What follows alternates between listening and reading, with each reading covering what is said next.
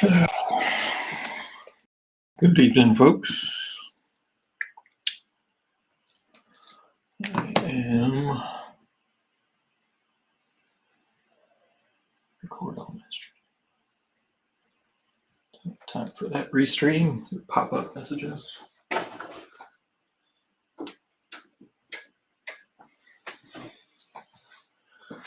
All right, got a little more light in here.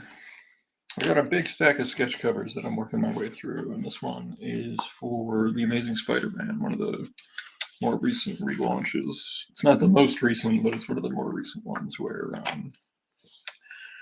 Brian Otley took over the writing and Nick Spencer was the writer. And I read a few issues. It was fun.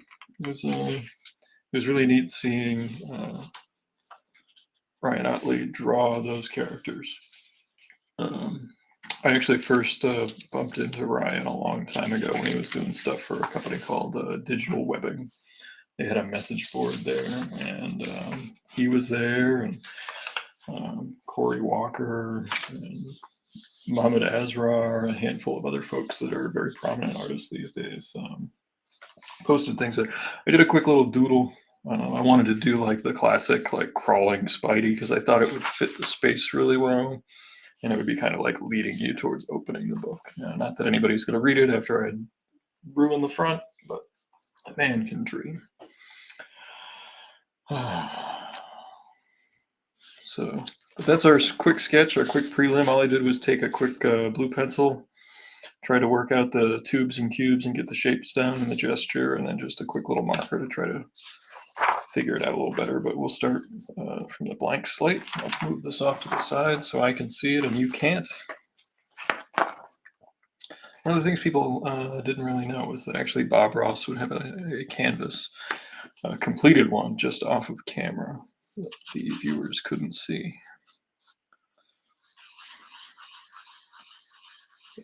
We'll see if we can pull this off. I don't draw Spider-Man all that often. And being honest, I don't read the book regularly. If a creator's on it that I enjoy, I will pick up and check out the current incarnation. But as I've said many times before, I follow creators more than I follow IPs.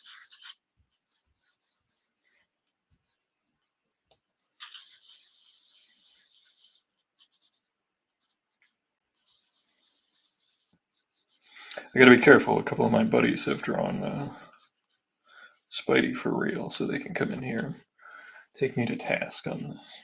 Hey, Jonathan. Much better than the weekend. Thank you very much. That was an awful migraine. I haven't had one that bad in, I would say, years. It's been years. Like, I've had a couple of little ones where like I'll just be kind of loopy. But man, I was completely knocked out.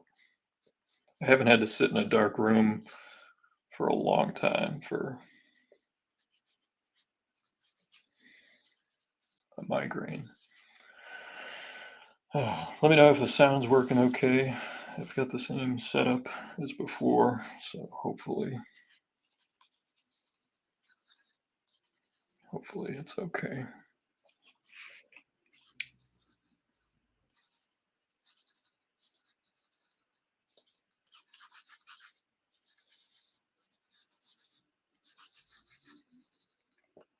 I think this is another one of yours you hooked me up with. Let's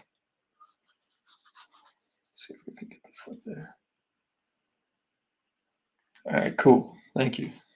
Yeah, I like Saturday, I honestly like had no sense of like anything. Like I didn't have time, how long things took. Like it was just I was completely just knocked on my bum and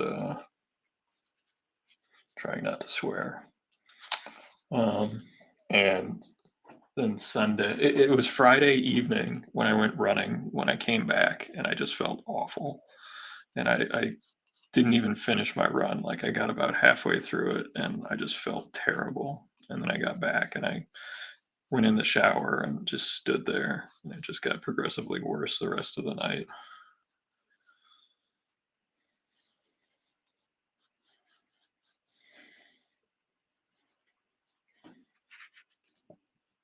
But we will have to get together again soon. I can make it up to you guys. Have a little barbecue or something. I hope you had a nice meal at least. And even Monday, I was still kind of loopy.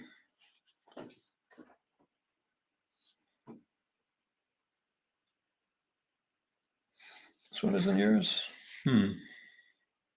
Maybe I bought this one, or maybe I got it from my buddy Ruben.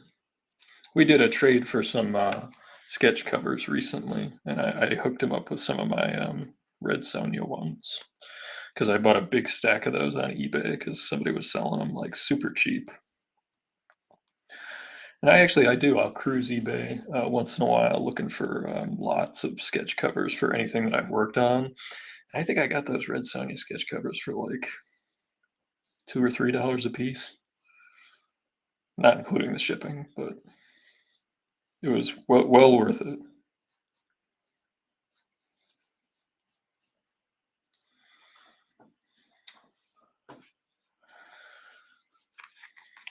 Yeah, as we all know, my buddy Jay is a huge Spider-Man fan, and he reads every single book. He's a completist.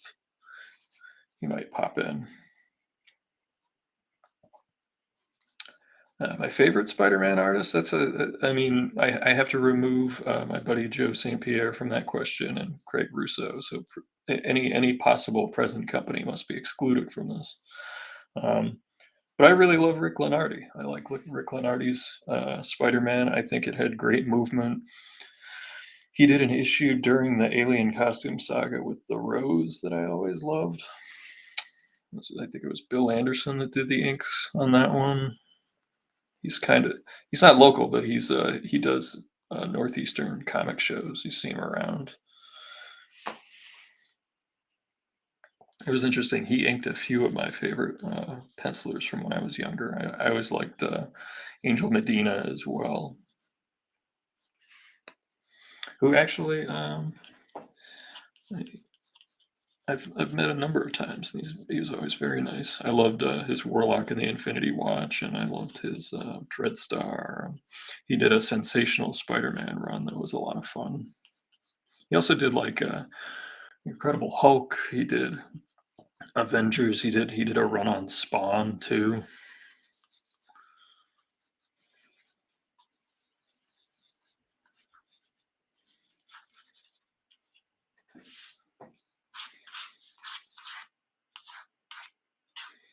I like having webs that aren't quite uniform. They have some directional device usage. So that's what I like to do. And I'm sorry I haven't been good about getting announcements out, but I just put up a new cover image that I made a little while ago, just to let people know that it's every Wednesday. Friends, yeah, Friends is your favorite. Friends, darn good artist, and I liked his Spidey because I think he was doing Spidey when we were kids. We're about the same age, and Joe Rubenstein was inking him. And I like Tom DeFalco's Marvel Comics. I think he does fun stuff. I like Thor. I like Thunderstrike. Savick did Spidey for. He did see when I first saw his work. He was doing like the kids Spider-Man book. He was doing like Spidey Adventures. And I always tell people this because, like, Spider-Man, when I was the most hardcore reading, was not necessarily like at its peak. I mean, it was the Clone Saga, it was all that stuff. Oh, nice. That show looks really good, Desiree. I don't have Disney Plus, but I would definitely check out Obi-Wan. That looks fun. I always liked Alec Guinness, and I always like Ewan McGregor. I always thought they both did very nice jobs with the character. Obviously, coming from Alec Guinness's work.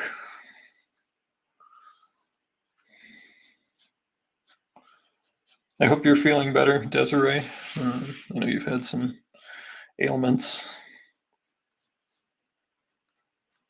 I was telling everyone about my weekend of having a 2-day migraine, which was horrendous. It looks really, really good. It looks fun. The other thing that looks fun that they just dropped the trailer for, and this again, it ages me, but I loved it as a kid was Willow. They got a new Willow show coming out. I was like, oh my god, this looks amazing.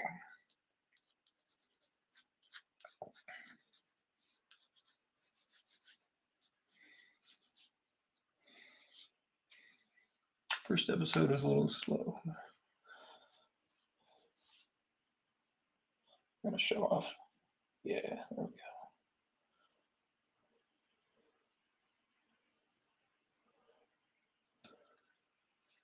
That's good to hear, Desiree. Yeah, it just looked like a lot of fun.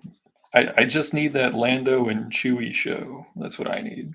That would probably get me to buy in. If you had Lando and Chewie in the Millennium Falcon with let's say, a ship full of Ewoks, that's what I'd be on. That's okay. So I have like all the different platforms so people can be wherever they want. None of the platforms or even this software that spits it out to all the different platforms are paying me to be anywhere. So I just want to make it easier for people to watch. That was my thing. My buddy Eli helped me set this up originally.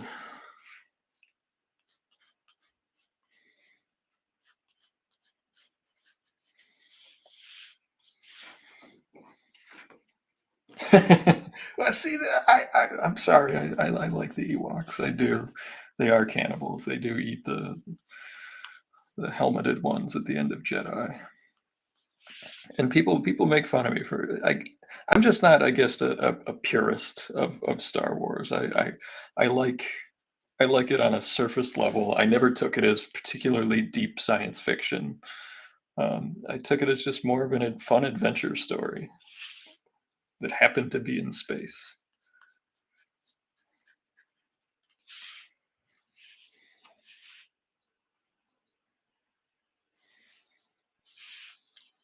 I just thought it would be cool because it would be like a Star Wars Trouble with Tribbles situation with a ship full of them and Chewie having to deal with them and Lando and who knows what kind of hijinks they would get into.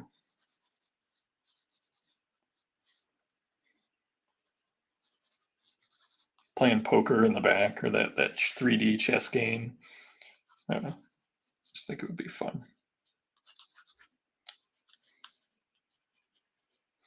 I have no allegiances, I guess, to the various Star Wars things because I saw the Ewok movies as a kid, and they weren't great. But when you're like 5, you're like, oh, cool, more Ewok stories in Star Wars. I don't know. I'm sure they don't hold up or anything, but it's different. Having the context now. Absolutely, Desiree.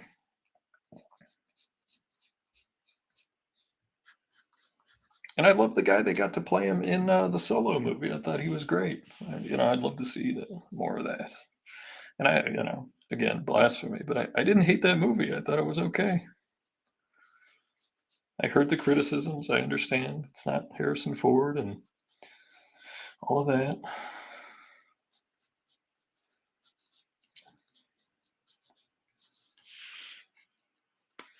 He was great. I thought he was great. He had the charisma. He was obviously a very handsome guy.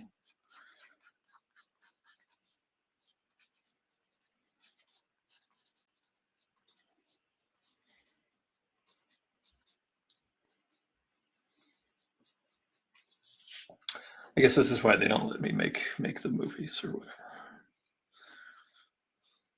or like make decisions related to these billion-dollar films. We don't need a focus group. Let's just see if Ian thinks it's terrible. Oh, perfect. That's exactly what the folks at Disney would say. Better than the Porgs. I would agree. I would agree. The chess game is called Dejarik. See, and that's a fact that we now all know. Thank you, Desiree.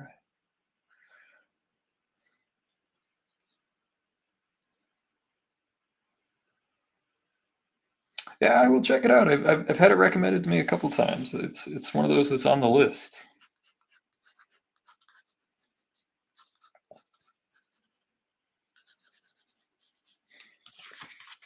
All right, so now we're gonna flip it over because when I'm drawing this way and it's a different pose, I can't see everything. And what I mean by that is I can't see all the different stuff, the anatomy and everything that I'm drawing, because I think actually like there's a lot messed up here.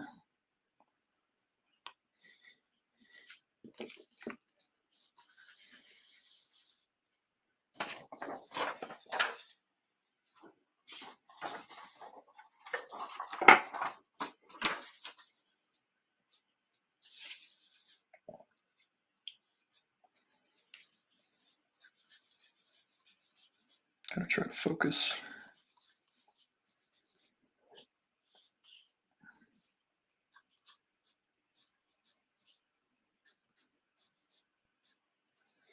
Now these are topographical lines that help me to see, because I am not going off of models. I'm constructing the figure out of geometric shapes.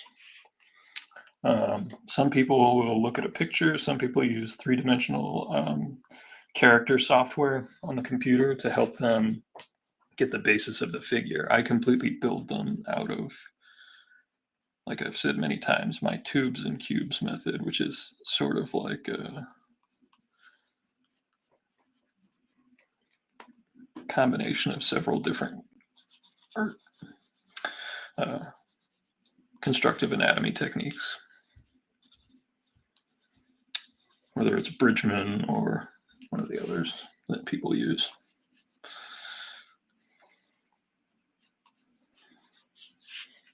Because right now we don't have the end of the rib cage and we don't have the top of the hip bone. It goes into the glute muscles.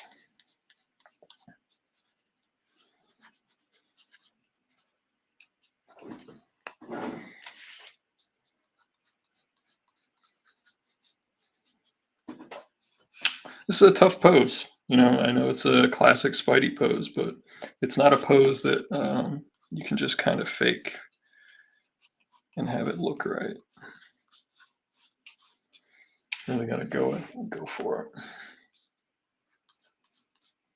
I know Ramita's done this pose a zillion times, and I think Steve Ditko did it first. Where he's kind of like coming down at the camera on the side of a building. I think it was a pinup in the back of one of the issues, or maybe in Foom or one of those. But I believe that Ditko, like with most things, Spider-Man was the first one to create that.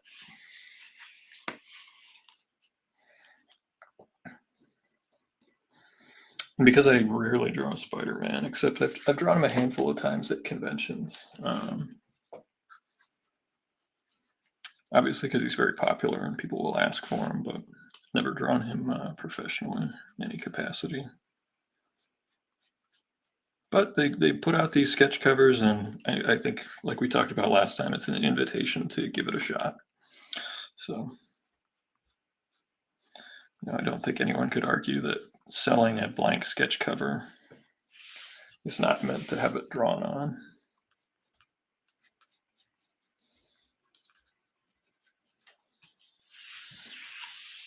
I've seen some people online complaining about sketch covers, but I used to be in that camp, but I've found lately that it helps me to focus because you really only get a couple of mistakes before you've ruined the thing. And I've had to throw out some sketch covers recently too. They usually sell them at stores. It's one of the variant covers, and they do them with either anniversary issues or first issues.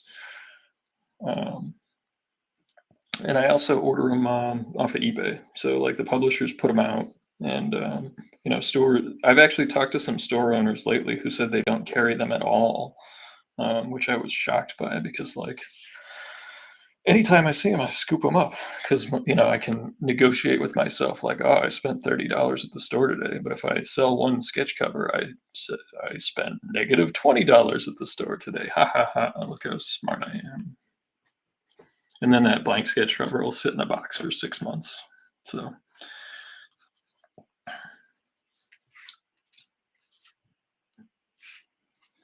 and some of them I've actually made myself, like the Axe of Helena ones. I don't have any right next to me, but I plan on doing them with Undersea Hero. Obviously, we've done them with the Tick, and people can just buy the regular book to read it. But if you want a little sketch on it or whatever, it really, it's more expensive, but it's definitely a more valuable item at that point. I've seen some of those, like, and I know you've seen them, Desiree, like the quick little doodles that Ben does on the blank sketch covers at San Diego. They sell for like hundreds of dollars on eBay, just for like the quick, like extended autograph that he does a lot of the time.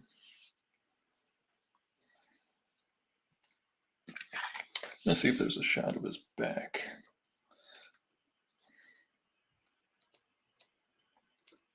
So you got to get that logo right.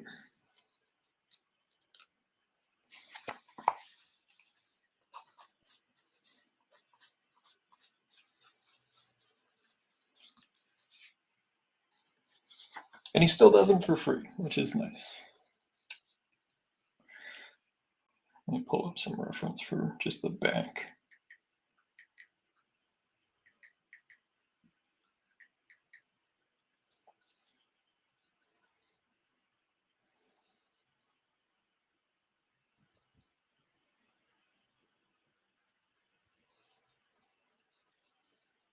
It's mostly, when you look up for reference, it's mostly ads for costumes and stuff.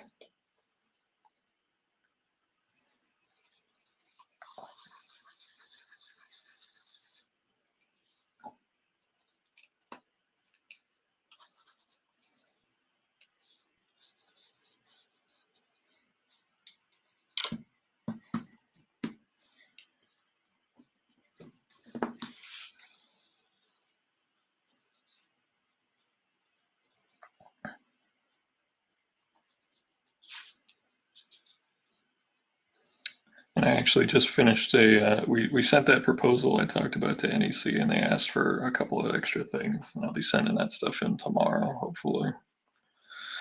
And then, we play the waiting and follow-up game to see if they want to do anything.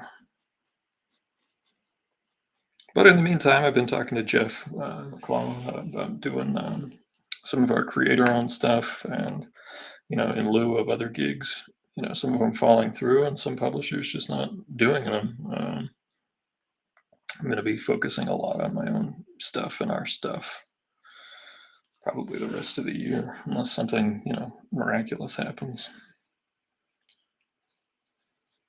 Or obviously, if NEC says yes, we love this, make it so.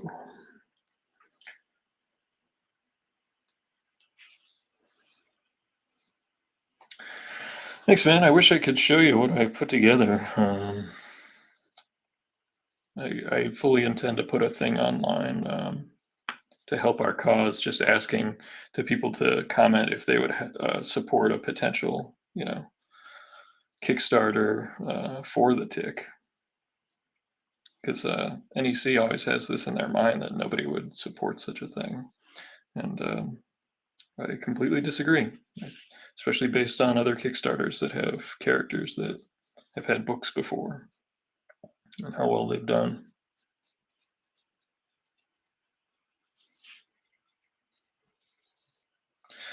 And that's how they operate. They ask for pitches. We do a bunch of work. They say yay or nay. And then, at some random time, they'll usually give us a call and be like, hey, can you finish this tomorrow? It's generally how the operation goes. And I always ask, like, what's the actual deadline? And there was one time where the art director told me, I can't tell you that because we need it literally as fast as possible. And then he proceeded to call me like every day. Like, where you at now? Where you at now? Where you at now?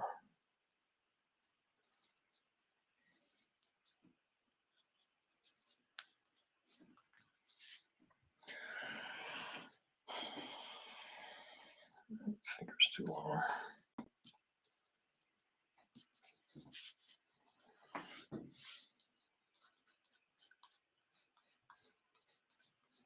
And you never know, you might get the random phone call for a cover or something, but as far as spending time on pages, you know, I have plenty of creator-owned stuff that I need to make happen.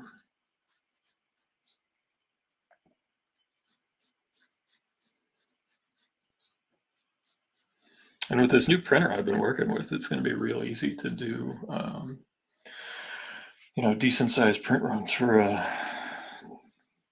in good quality for not too bad of a fee.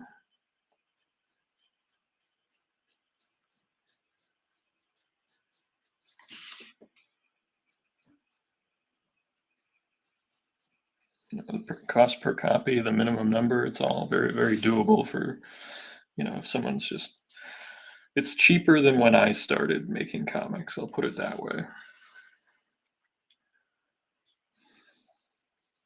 which should be scary. Because back then, like the minimum print runs were much larger than they are these days. You used to have to print them all, and then you'd have an entire closet like cubed with books that you're trying to sell.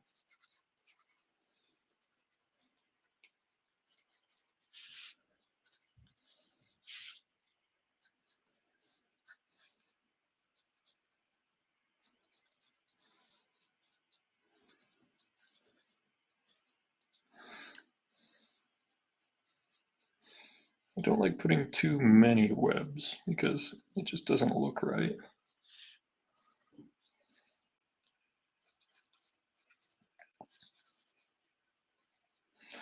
Actually, that's a good question. All the companies are different. They really are that I've worked with. Like, I would say the only common denominator is that, like, when they ask for pitches, they would like it to be very specifically tailored. So they all require extra work. I have yet to run into a publisher that would look at, like, if I was doing a fantasy book or a science fiction book, and look at pages for another project that I'd done in that genre, and be like, oh yeah, we can decide from this if you can illustrate spaceships or something.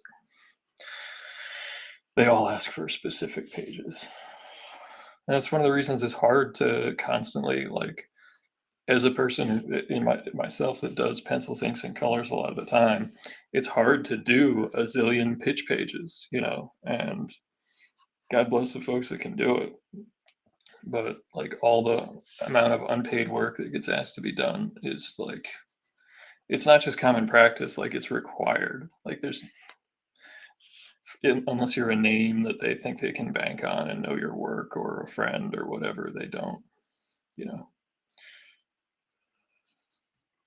necessarily just look at your prior work. So,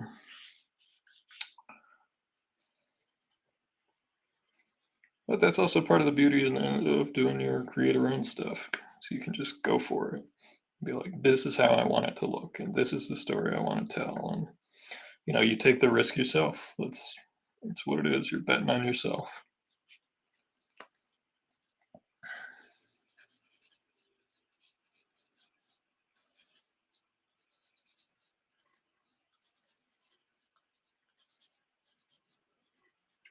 And look, NEC's a little unique because of the. Oh, thank you, Brendan.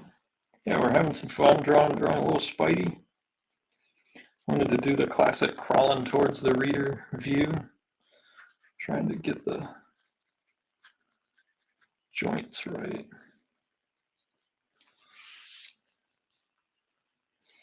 And I was just going to have him crawling on some webs with a simple black background. I wasn't going to go too crazy with this one. These are the kind of, I try to, when I'm filling up the binder, I have all the different price points. Someone was asking me what I sell certain stuff for, and, I told them I try to have something for everybody, anything from, the $20 prelim, or, up to a $300 big drawing with lots and lots of stuff in it that I spent, a weekend when other people are at the beach, I spent the weekend doing, just that picture.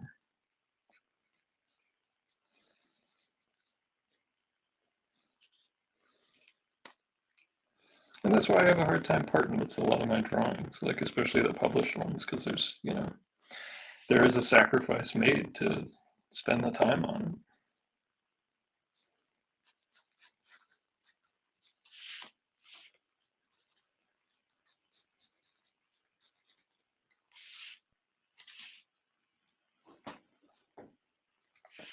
Spider-Man has such an iconic look though in the suit that like I mean even a mediocre drawing, it's kind of like pizza. Like a mediocre drawing of Spider-Man is still fun because it's you can tell it's Spidey with the webs and the blue and the red and the way this costume's broken up. I mean, it's just such a delightful design.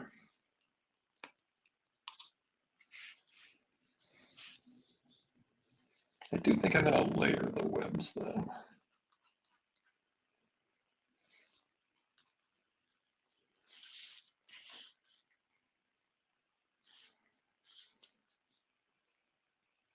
I did see there was somebody who got a jam piece going. Maybe you guys have seen it in like the sketch groups, where he had like Frank Cho, John Romita, Mike Zack, Todd McFarlane, Jim Lee had like all the like big name artists around draw little headshots around like the classic Spidey 100 cover. And it was just really cool to see. That was like one of the best jams I've ever seen in my life. It was very, very cool. I'm sure it cost a bajillion dollars, but man, that's like a that's the kind of thing they should color and make like a giant print out of it. They'd sell Marvel would sell 1 million of those.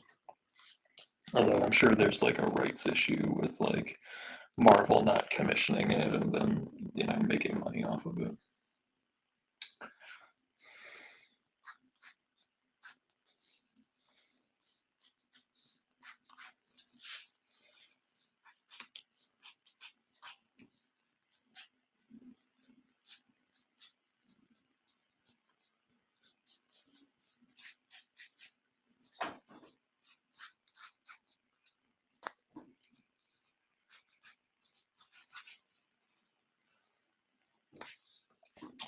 I did not finish the Savage Dragon yet. I wanted to do the back, but I have it laid out and planned, and it's going to have Malcolm on the back with his family and Angel and a couple other characters that are really important to the story, more modern wise. I think that would be a good way to tribute the whole series on one sketch cover. You have the classic Paul on the front and Malcolm and his family and the kids. Got to have the kids on the back.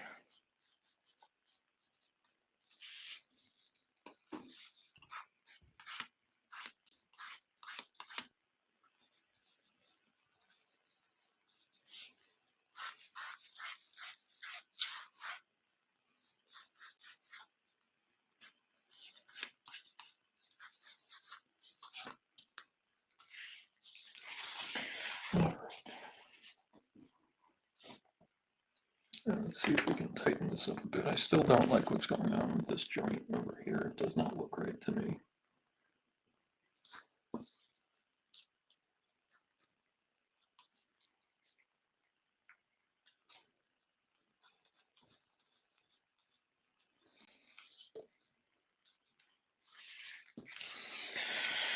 That looks a little better.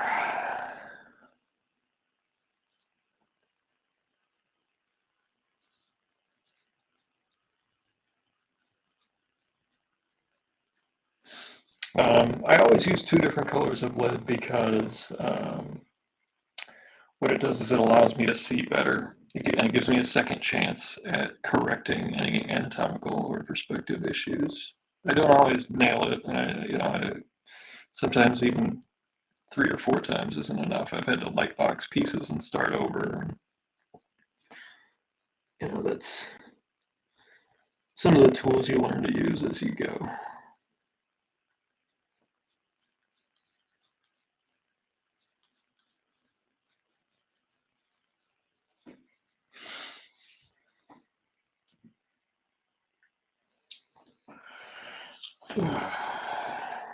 Trying to get, because there's some layering going on here that I messed up. Because this arm's actually coming forward a little bit, so there's some overlap where we won't see some parts of the arm.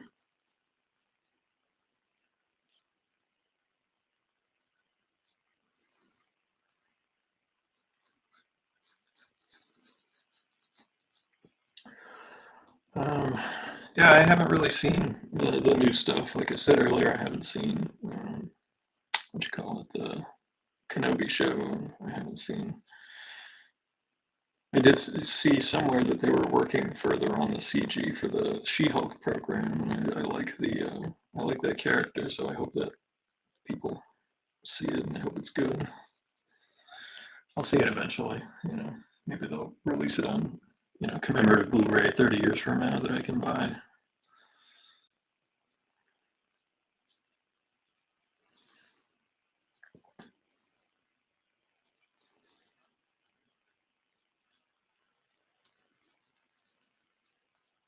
Although at that point they'll probably switch whatever they think is retro for it'll be like a VHS steelbook at that point instead of a Blu-ray.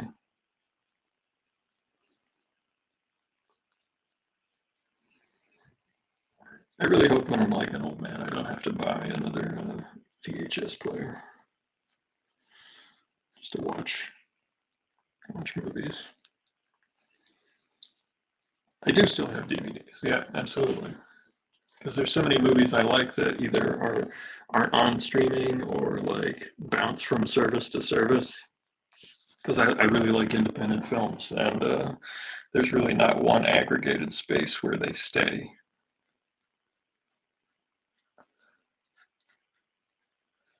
What was my first Spider-Man?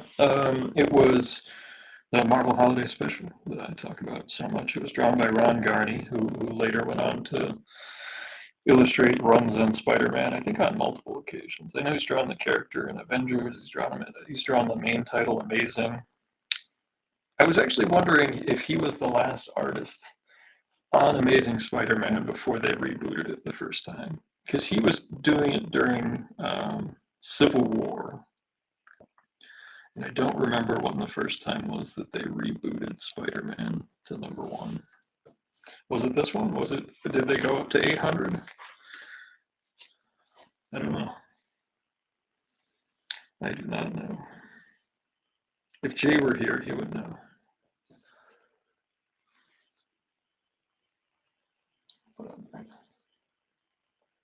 Hey, thanks, Brendan.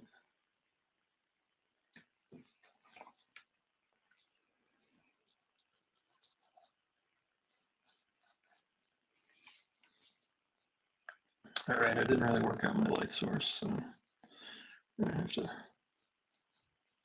fudge it. I think I'll pick somewhere over here as the primary light source, so that way. Now we also have to remember that this is going to be a primarily black background. 2000, yeah, somewhere around there. I don't know. I mean, maybe this was the first relaunch. Like, I'd have to hit the Google machine to find out when Amazing Spider-Man relaunched with issue 1 for the first time. All I remember is they just kept rebooting Uncanny X-Men. It was for a person like myself who read that book for decades. It was pointless. It also was infuriating when they would reboot it and not change anything or the creative team. Like, sure, if you're gonna bring in a new writer, a new artist, yeah, have a reason for starting over. And I think that's a perfectly fine reason if you have a new creative team coming on to give their spin.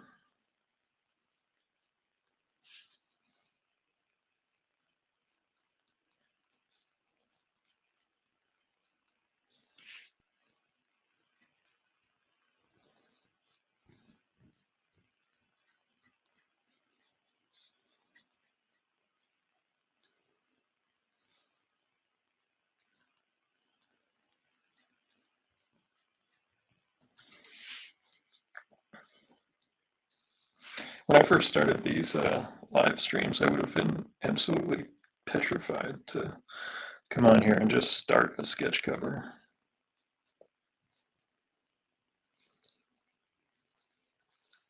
Shows what a couple of years of working every day can do.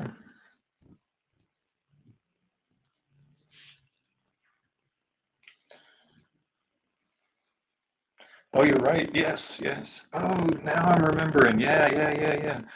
I think it was John Byrne that did Spider-Man #1.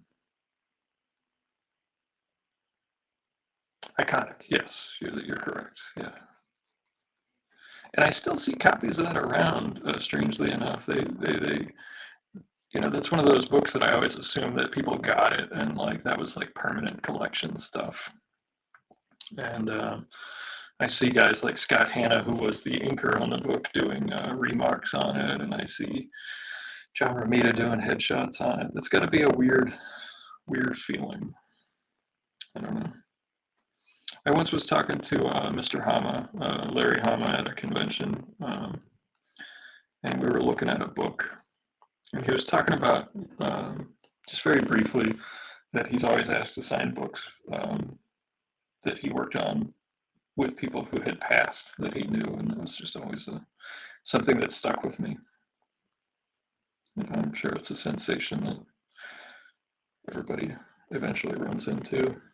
When I think about it, I think the only book to date where I've worked on were the. I think you're right. I think it was after the Hero's Return around 98, 99, and John Byrne did it.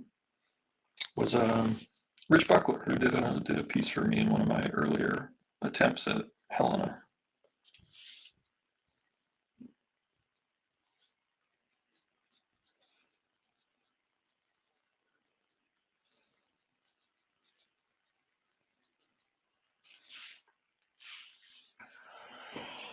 Yeah, because they hit their major reset button on everything. That was when George Perez did Avengers again, but that was like his series where it was he and Busiek doing it from number one. Let me make sure I got this thing right because the.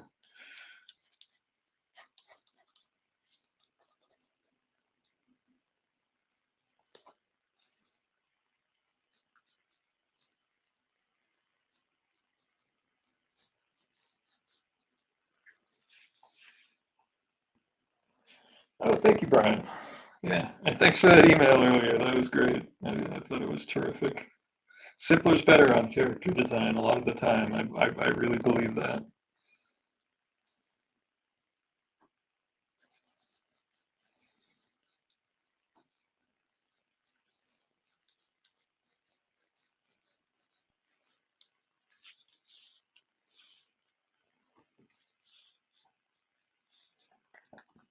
Yeah, I don't draw Spider-Man very much.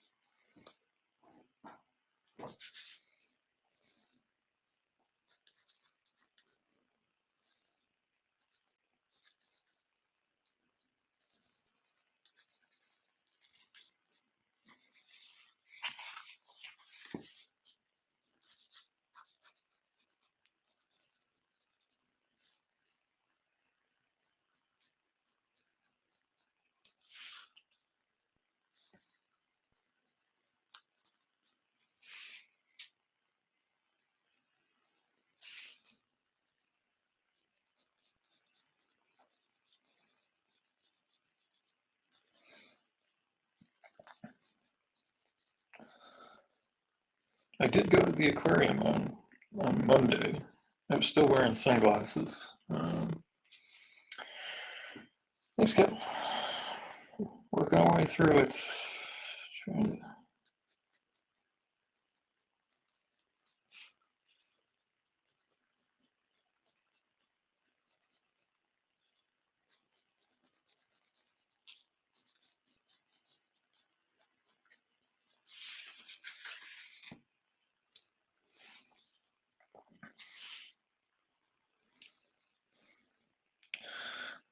I think we're gonna need a cast shadow here, just to give some separation there, some there.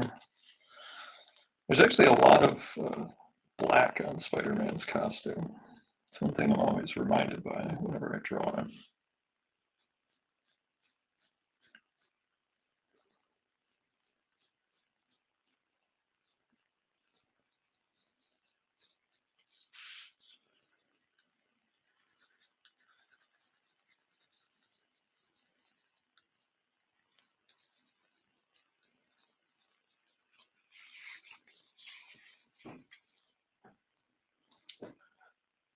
I'm sorry about that. I mean, I can, if the sound went bad, I can try the fix all that I did. I could also be mumbling.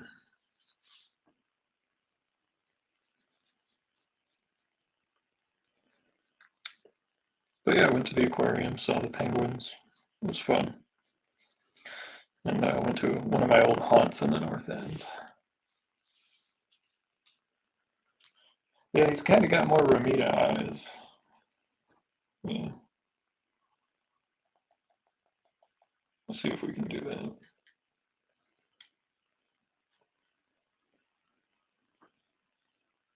Yeah, see, like, that's the classic Spidey shot. There it is. Ditko versus Ramita.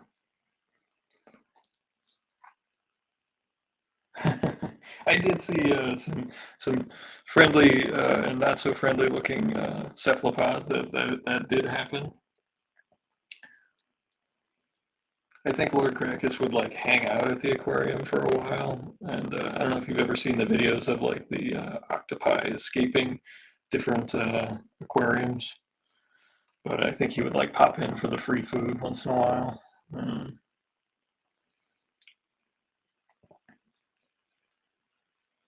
That seems like a very Crackus thing to do. And he would go from tank to tank, sampling everyone's food to see if it's different and see which one he liked best.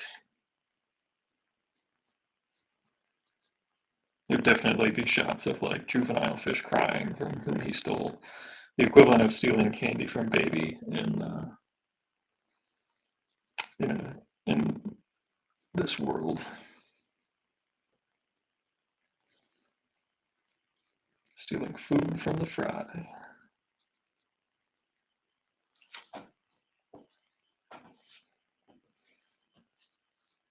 They are very smart. And if you want to see some crazy stuff, look up. I'm trying to remember the name of this study, but there's a study between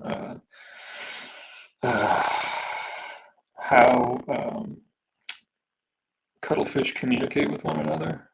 And they took a couple of cuttlefish and they trained them to do this course with like food, this maze, and then they put them in a tank with ones that weren't trained, and then they put the not trained ones in the maze, and they knew how to do it.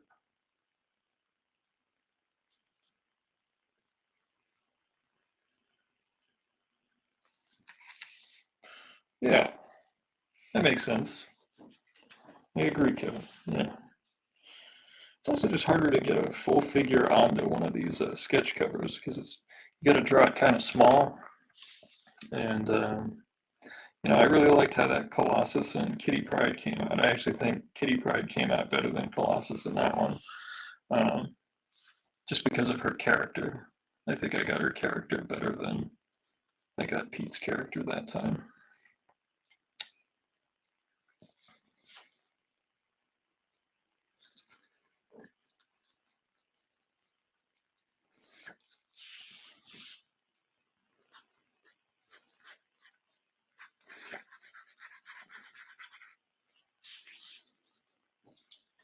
Yeah, exactly. It's so cool. They obviously tell one another somehow. Like there has to be some sort of exchange of ideas there.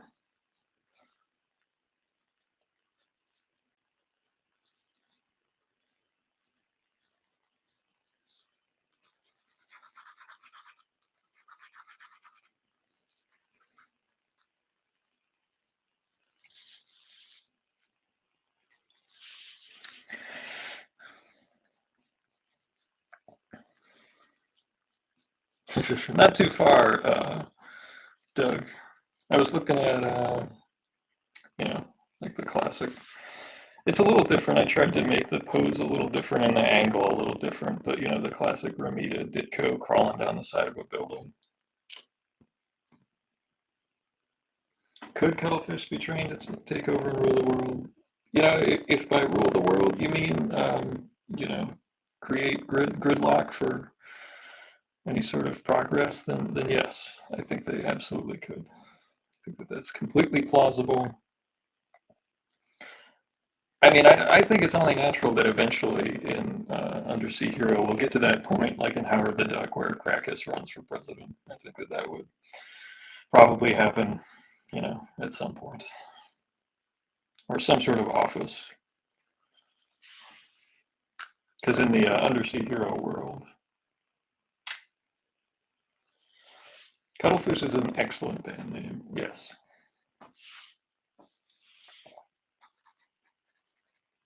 and I'm glad that Camille and I aren't the only ones that are like look at words and go, "Ah, that's a good band name." What was the last one? I don't remember. There's one that was.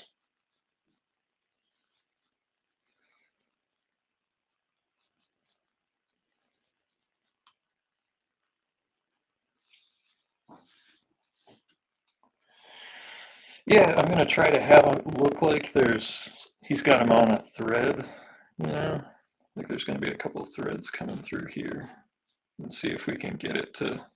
I'm trying to get it to work. I move him. It might not work. It might be. And then this, I want it to be like he's putting. There's his thumb isn't on anything. Like he's above. Like he's actually got his weight at the end of the fingers. That was what I was thinking. Like, what does it look? What does super strength on like when you're in a push-up position, fingertip push-up position, look like?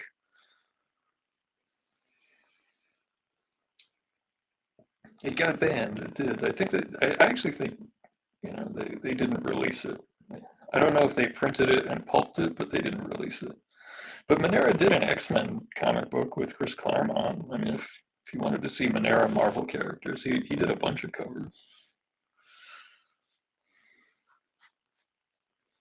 But yeah, the fingertip push-up super strength question. That's like the kind of superhero minutia that only like someone trying to draw this stuff stupidly thinks about. I'm referring to myself. Other people are much smarter than I am.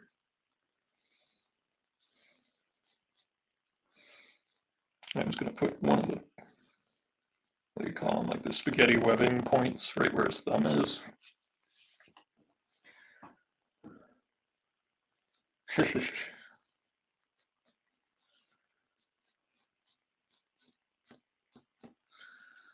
I like the challenge of trying to figure it out, but sometimes when I'm in a hurry, I'll just take a picture of my hand with the phone and use that as reference.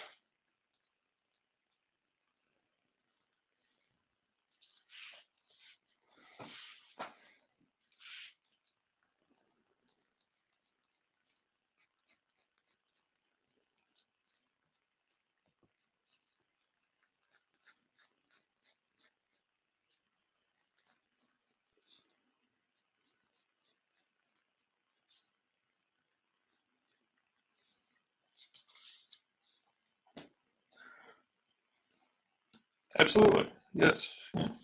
Or outdated, however you want to look at it. I in that instance, I do look at the uh, decision making in hiring that artist as opposed to his execution, I think. But I could be wrong. He could have gone off the rails and just done his own thing. And exactly like you're saying, Desiree. Absolutely. I see a lot of like conclusions drawn of like what the editorial decisions were, and the truth is like I have no idea. I have no idea. Try, trying to remember if that was during the Joe Quesada EIC period, or was that afterwards? Was that when CB had taken over? Because we did have Mr. Quesada leave Marvel officially, or at least he posted it that he had plans of leaving.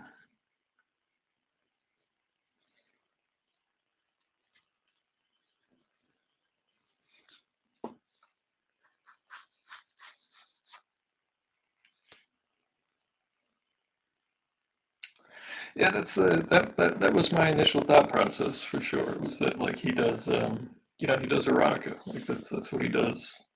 He's done it for 40 years, 50 years. I don't know.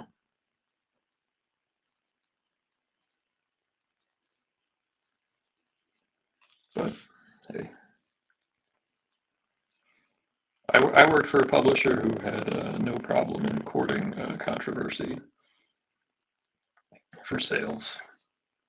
So,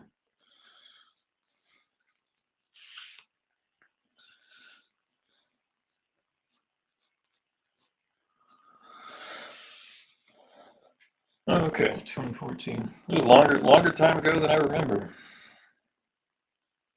It's those 2 years that we all lost in the middle there.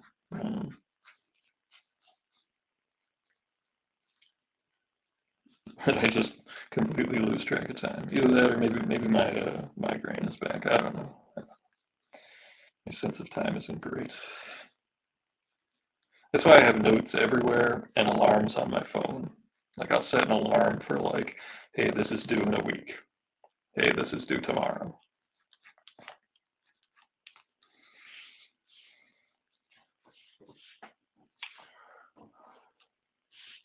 I think it feels like that because it's also one of those things that just gets brought up on the internet from time to time. You know, people still talk about it.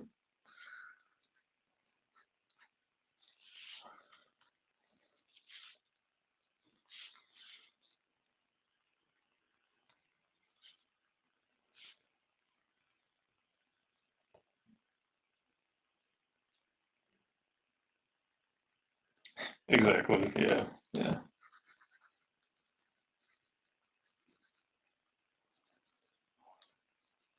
And let's be honest, there are covers that go further than that that are sold regularly.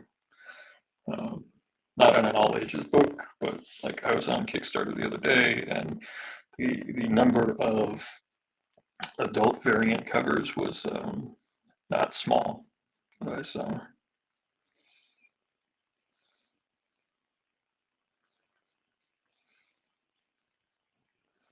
And the campaigns with them were doing quite well.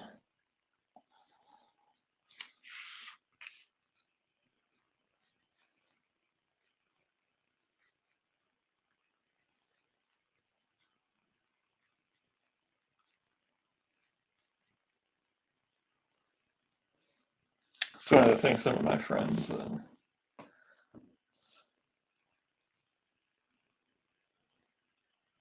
He absolutely has a. He's been drawing people forever. Like he knows anatomy, and let's be fair, he does exaggerate his anatomy. But he knew what he was doing. Enjoy your dinner, Kevin. Thanks for popping in. Always good to see you.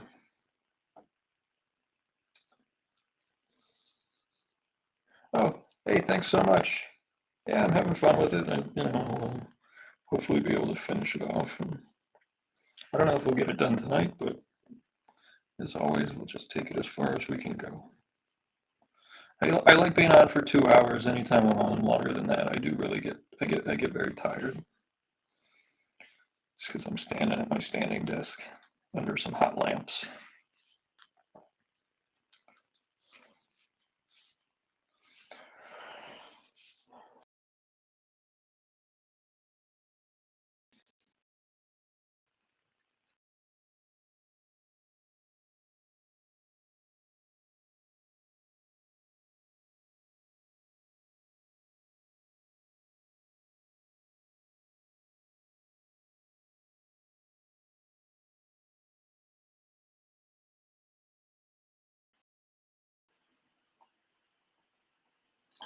Sorry, I disappeared there for a second. That seems to happen like every now and again.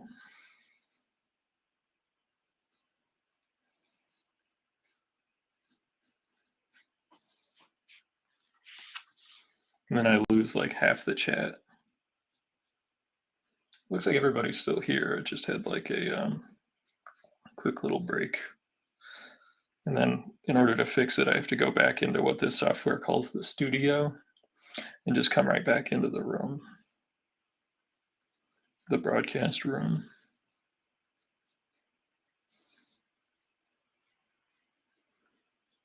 I don't know if it's the USB connection to my camera. I don't know if it's the internet. I don't know. But it happens about once a show, I'd say.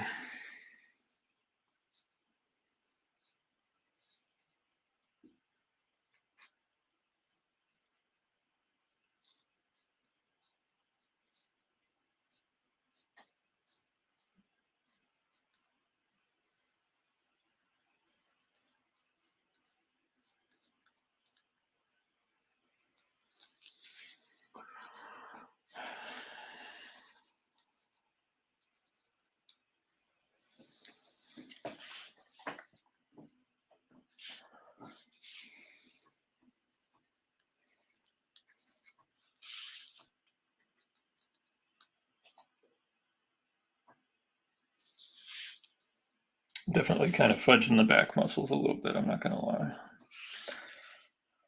That's also something that I generally have to pull up reference for.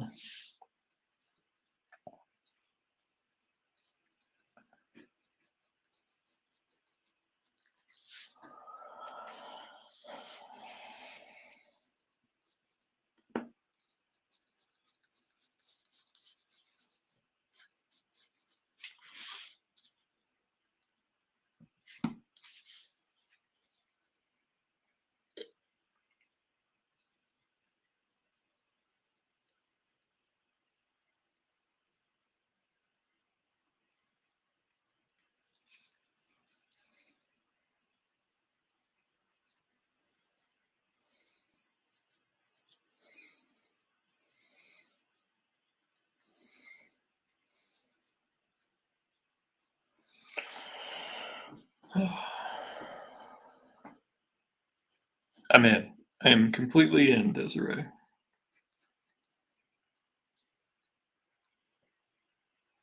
Let's go for it.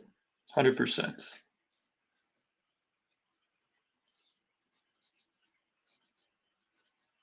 He's a handsome guy hanging around in both Gotham and Bloodhaven, and go for it. Oh, thanks so much, Adam. I'm having fun with it. I don't draw Spidey too often. Gotta get this logo right, though.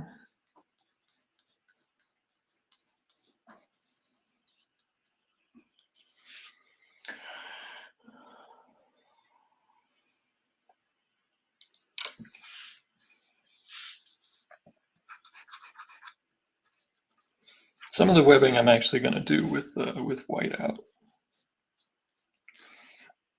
but we'll cross that bridge when we get to it.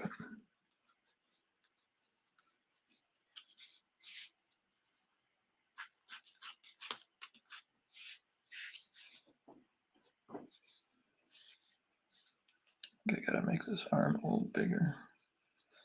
At least that shoulder muscle, because he's putting some weight on that, so that muscle's got to be contracting some.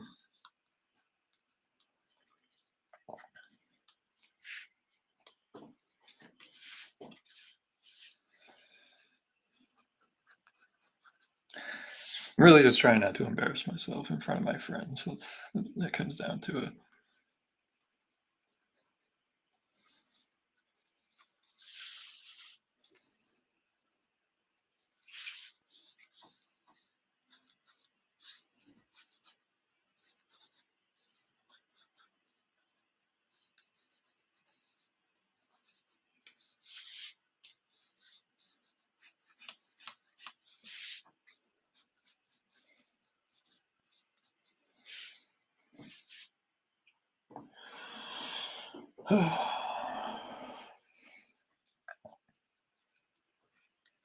I think everybody kind of has their own take on Spidey that, just like Batman or any other character. The one that appears in my mind's eye more often is the one from the different animated shows, whether it's the 67 collection or the one from the 90s that I watched, or the Spider-Man and His Amazing Friends definitely has a indelible spot in my brain for how these things look. And it's just because I was so young and like it was obviously like very important to watch these cartoons as a kid. And they were just so cool because I liked the superhero stuff from a young age, and to see him flying around the screen was just very cool.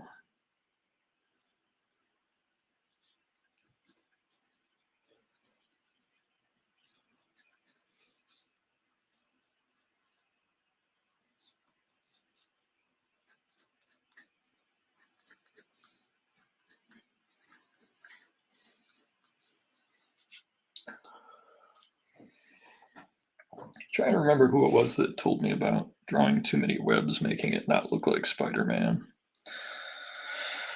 I don't remember who it was. Maybe it was Joe. That would make sense, right? He knows what he's talking about.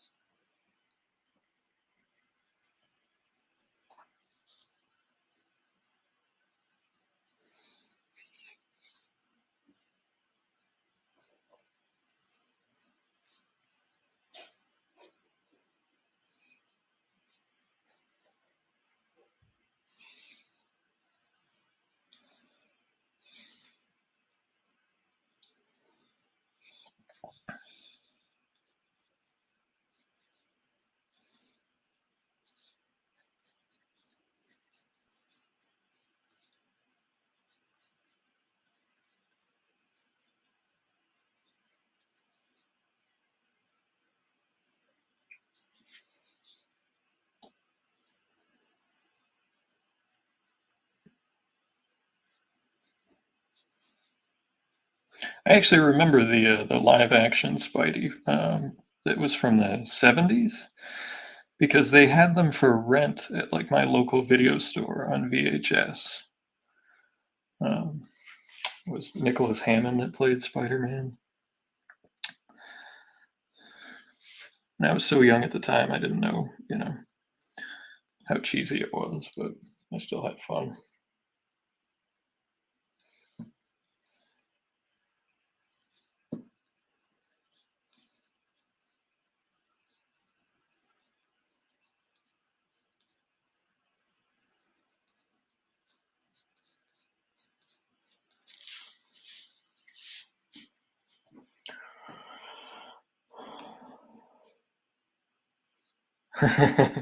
That's right. They need a 40-year-old playing Spidey.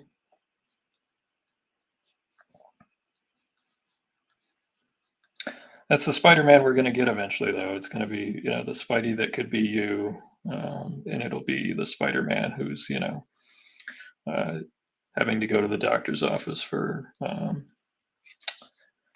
arthritis, or Spidey has now developed a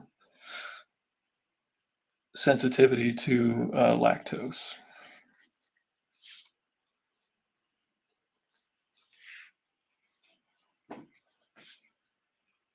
He's just going into Dr. Connor's office, and he's like, "Doc," he's like, "Pete, have you tried Lactaid? Have you tried Lactaid, Pete? Try Lactaid or soy milk."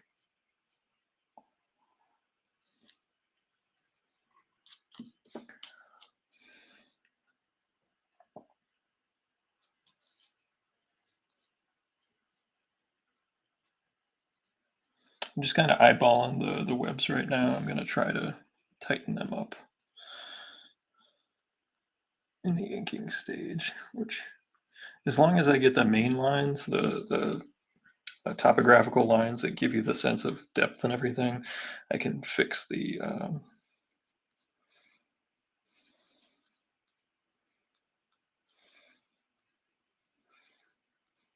main webbing as we go. See, it's just gonna.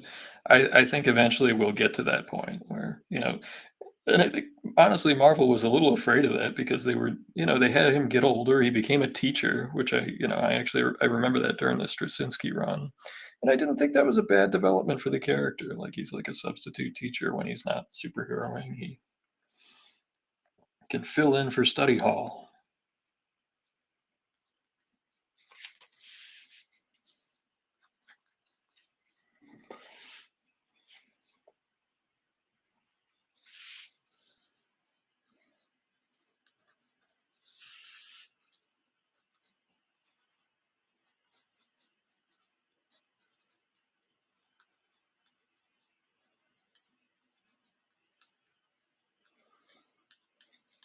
I actually think the scariest looking Spidey that I remember was some of the David Finch Spideys, just because of all the little webbings and the way he drew his eyes. I thought was very menacing.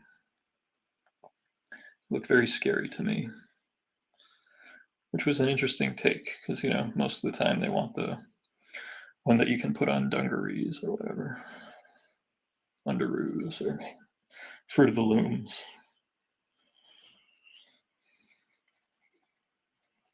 I don't know. I don't even remember what brand I buy. The on sale brand.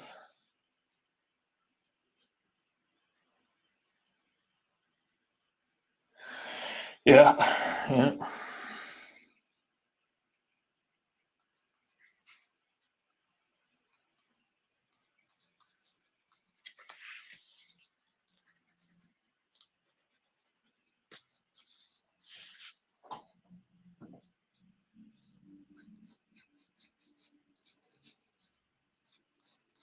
I think this web, because the weight's on it, needs to go this way.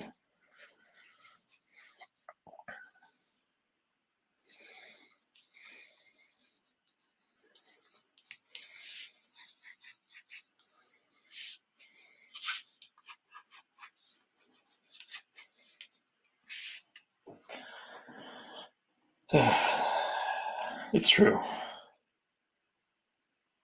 I liked him when he was covered in venom and didn't know it. That was cool. Yeah, no, the alien costume saga, absolutely cool. It's just in lieu of current events and teachers and stuff. I don't, not ready to go there. Other than to say teachers need to be paid more, and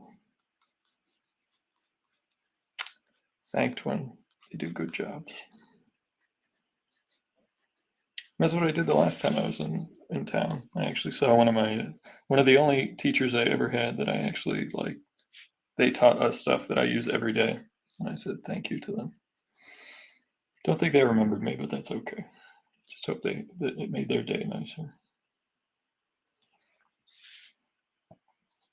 All right, well, I think we can start noodling with some ink. Let me just take a look at this thing upside down and see if there's anything horrific. It's still not happy with this line here.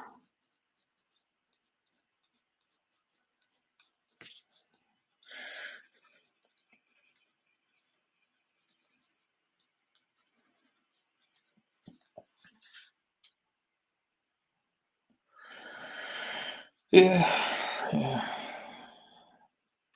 Doug, I got to send you the script I got the other day. And it was, I was on the phone with a person talking about it, and they said it was like a script written by, let me know if you've heard this one, written by somebody that's never written a comic before.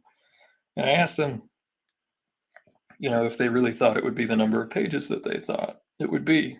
And I got it, and it was so far away from those number of pages that I actually even started writing like a Twitter thread, which I didn't post, just of like the 10 most common mistakes that I see in like earlier scripts.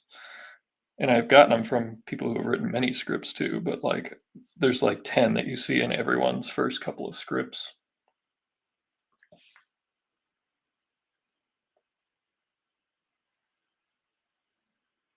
It really is. The collarbone angle from above is just like, because you don't know if you're going to get like a little bit of the pectoral muscle too, or if it's just the collarbone. And, I'll try to fudge it. Hey, thanks so much, Jonathan. Have a good night. I'll catch you later. I believe you, Desiree. I absolutely believe you.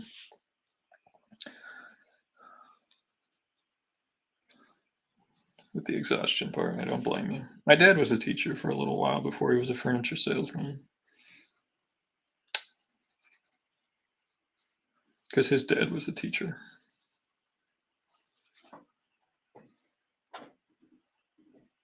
But anyway, like the script I got had, the usual stuff that you see, and it's like the same 10 mistakes that people make with their first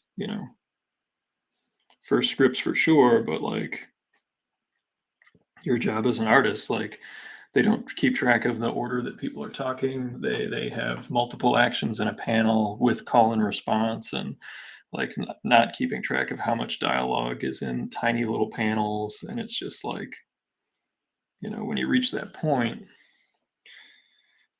all I did for the job was I just asked if there was room for like either more pages or room for editing. And I have not heard back. So, because I actually really do enjoy working with folks that are just really getting going in comics. It's a lot of fun, as long as they're willing to listen. And I didn't just make this stuff up. I learned it from people that was doing it long before I was, and were very, very smart.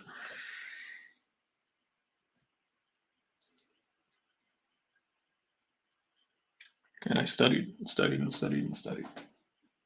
And anytime I have the opportunity to work with someone who I absolutely know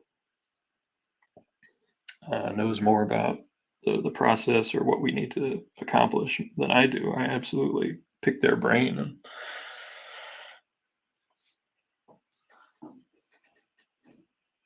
And Now, see, I don't mind it as long as they're willing to actually collaborate. If it's a my way or the highway situation, it can be terrible.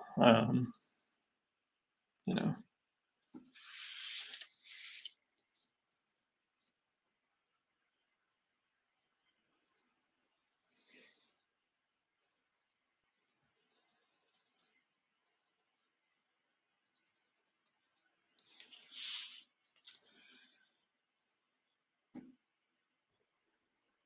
it really is. It's in every script. Like, and just I know it's hard to know how much space dialogue takes, and I know keeping call and response in order, and then knowing you can't fit, a crowd of 13 people all talking at once in an eighth of a page. I know that this stuff is hard, um, but it's absolutely a learnable part of the skill. Like, it's a skill set that you can learn, but it just requires being humble and willing to learn from people and wanting to get better.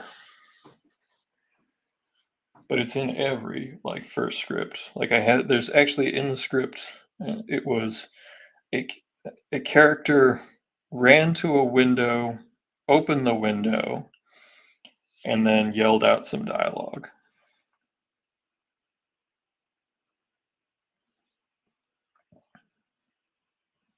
We had other ones where it's like, um, he was handed the paper and he opened it. You can't show the handoff and the opening in the same panel.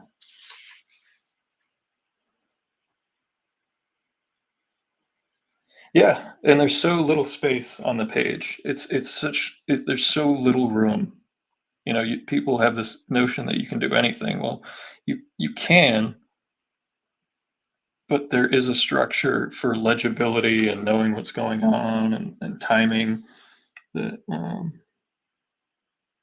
lot of folks have written about over the years in different books that are widely available. But I do love seeing the eureka moment that you're describing there. When people start to get it, it's really fun. For me, at least, I enjoy the eureka moment when people really start to figure out and understand comics and continue to want to pursue it and get better at it.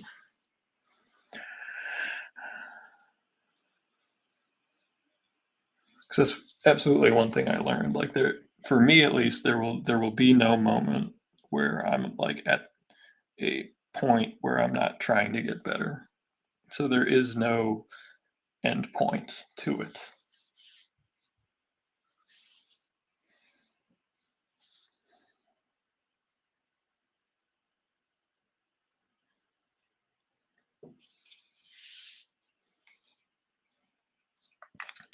Get the brush going because there's some thick lines here.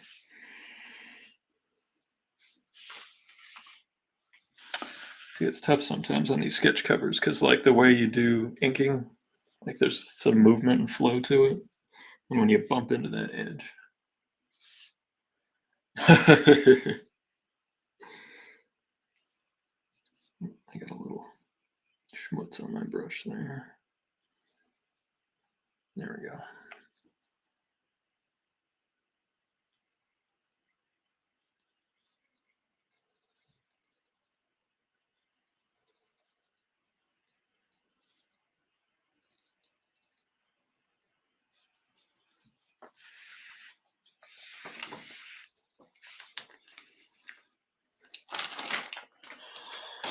Move my bag of art supplies, which, if anyone's wondering, is no better organized than it was last week. It's just a bag of pens.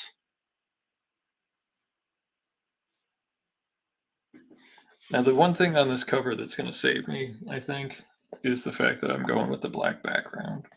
And in doing so, like where this finger is overdone, I can fill most of it in with black, and then I can come in and add a little bit of ink where I need to.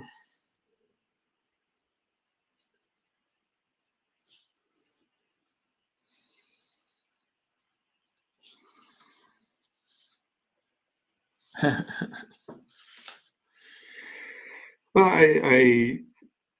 if I'm nurturing, I think it's because look back, this term that people throw around, and it's really thrown around, and it's sometimes like nails on a chalkboard. Is they're like, so and so was my mentor, and no, I honestly don't believe I had any mentors, but I did have people that gave me the time of day and explained things,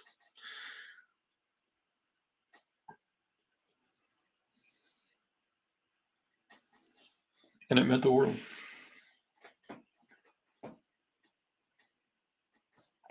Like this, it's because I have shaky hands. I really do. I have really unsteady hands. And when I need to get a very precise outline and it needs to go a certain way and a certain thickness, I have to brace myself.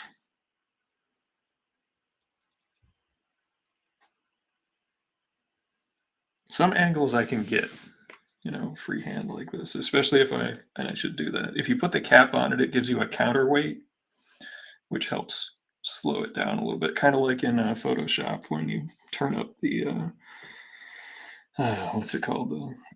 Not the tolerance, but is it the tolerance that gives you a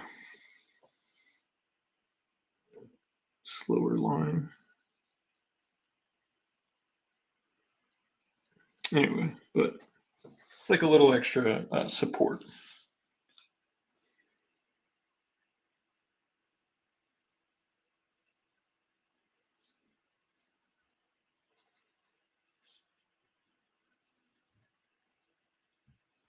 And I also was doing my upper body workout today, so I was doing like push-ups and such, so my hands are a little even more.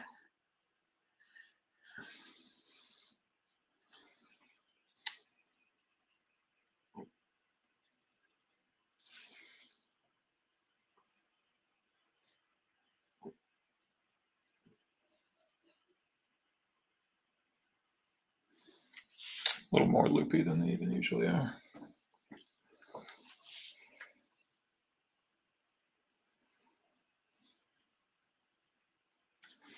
Now, sometimes I want a little bit of a surprise with the line because I find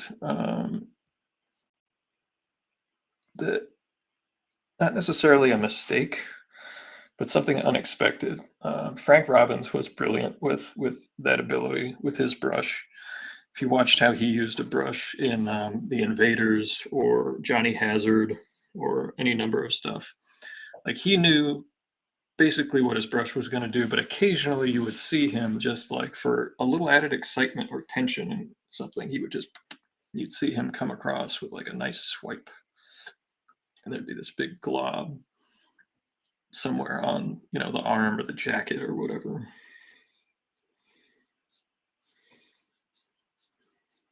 And I love those little unexpected bits on a drawing. If a drawing is too predictable, I find it boring. Um, some of the really, really precise artists, I just find them painfully boring. The one that I get the most flack for is Kurt Swan. I find Kurt Swan's work technically just superior to so many other artists. Like it's composed. It is perfectly executed as far as usually the perspective, but I also just found it boring. And for some people, he's their by far their favorite artist, and I'm sorry, it just doesn't do it for me. Frank Robbins' stuff, like I like it more every year. It's just he continues to I continue to find new stuff I've never seen before, and I'm just like, oh my god. And he just let the ink fly, and you knew he inked that stuff in like minutes. It's just maddening, absolutely maddening.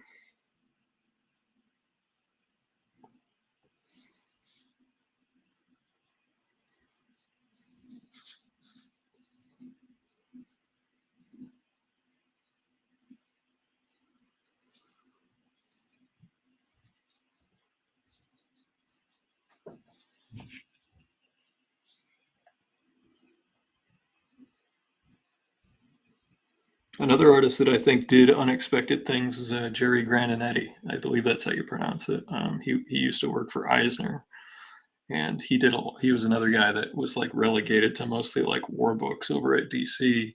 And I hate war comics, but like anytime I found anything he did for like the horror books or anything like that, it was just he could create a sense of motion sickness with his panel layouts that just like floors me. It's just creating a visceral feeling with layout to add like a sense of vertigo and tension. It's just uh that's the stuff.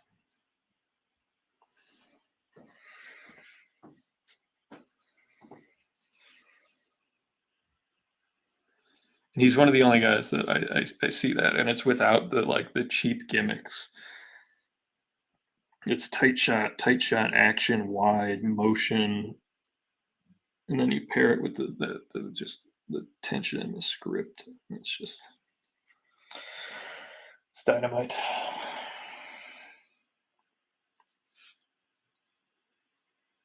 Yeah, he used to work for Eisner in his studio. I believe he assisted him on The Spirit for a period of time. I don't know if he was there at the same time as Mike Klug, but he was there for a measurable amount of time.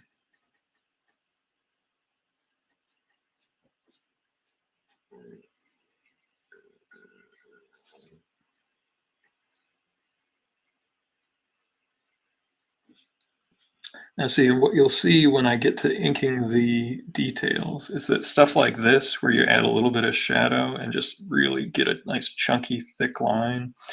I'm going to be doing this all over because with Spidey's costume, with all those tiny little lines on the webbing, it's really hard to get a sense of shadow on the modeling. Okay, most people don't go for it. They just let the colorist, fill it in. But on something like this, I have no reason not to go for it.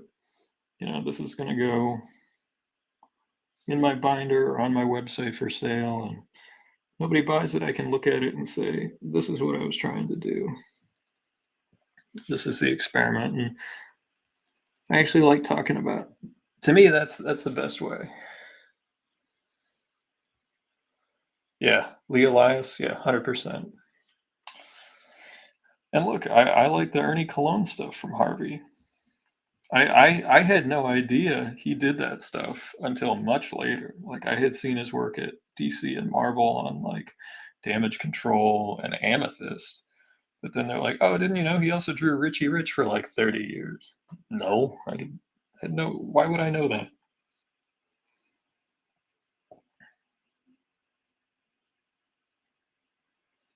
And he drew the illustrated 9/11 report and won a bunch of awards.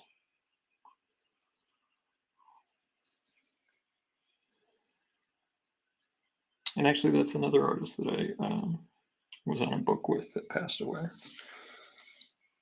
See, I was chasing down all of like my favorite artists, especially the old school stuff when I was first really getting going with like the self publishing.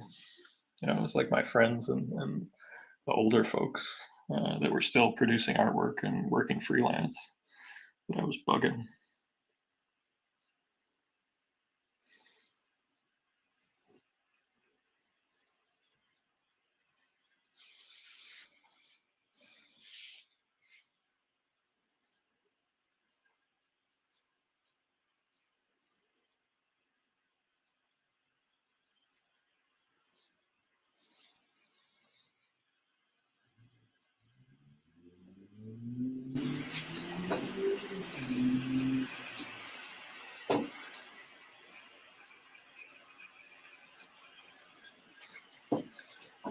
And some of those Lee Elias covers just like so good.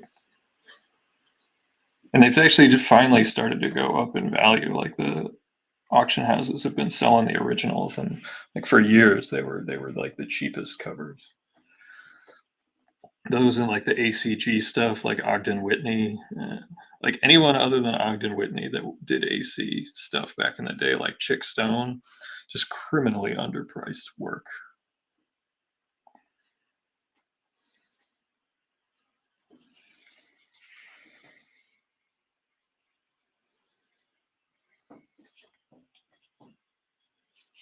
And that was when, like, Chick Stone was doing, like, full pencils and stuff,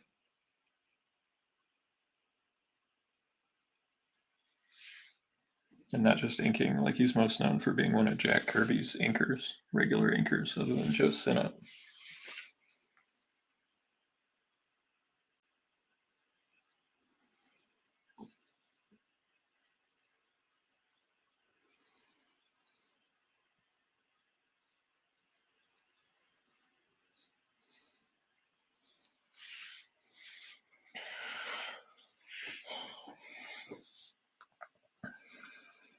See, there's nothing like popping on your live stream and getting to talk about the random artists whose work we like.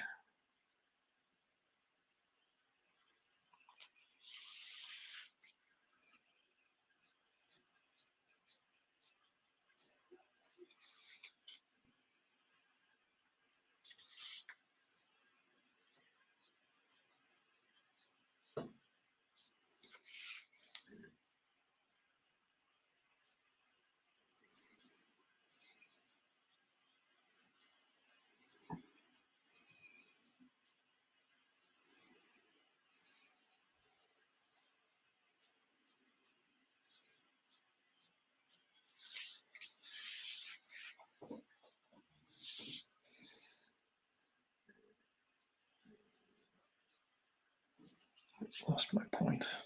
It happens sometimes with these. Gotta get your point back.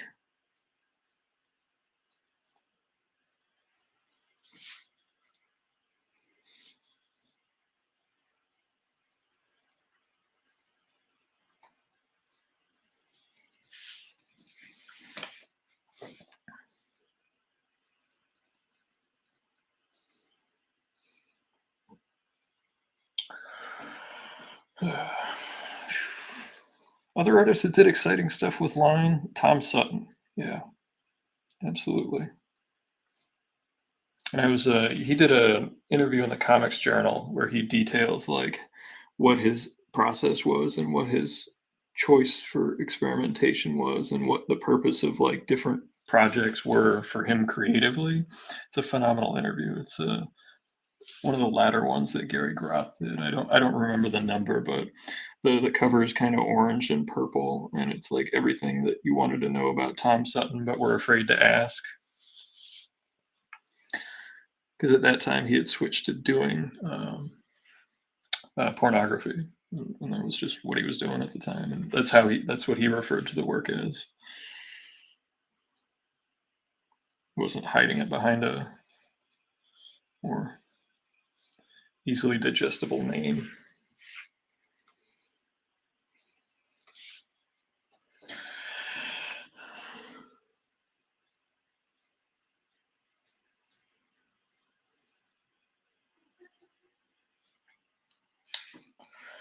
Sutton did most of his horror stuff for Charlton. He did stuff over at Warren, like on Eerie and Creepy. He drew the first issue of Vampirella. That's where I think more people know his work from Marvel. He did work on Werewolf by Night. He did some Doctor Strange and stuff like that. Obviously, more well known than these days.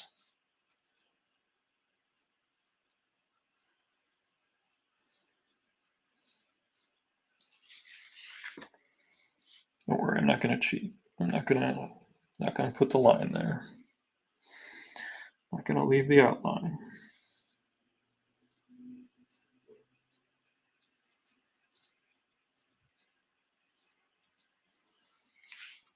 What did I have for dinner tonight? I had a chicken, Mediterranean chicken wrap sandwich thing that we made with leftover chicken and tzatziki sauce and cucumbers and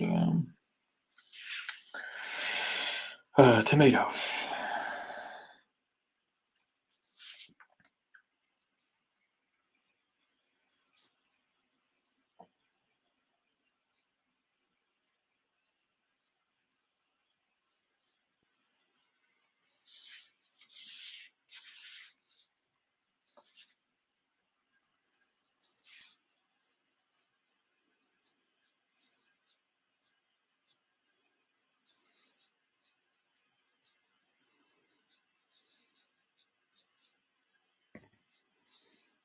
Has anyone who ever worked on the Tick worked on Spider-Man? Um, the only one that comes to mind is my buddy Nate, who I had color some of my stuff. He worked on Spider-Man.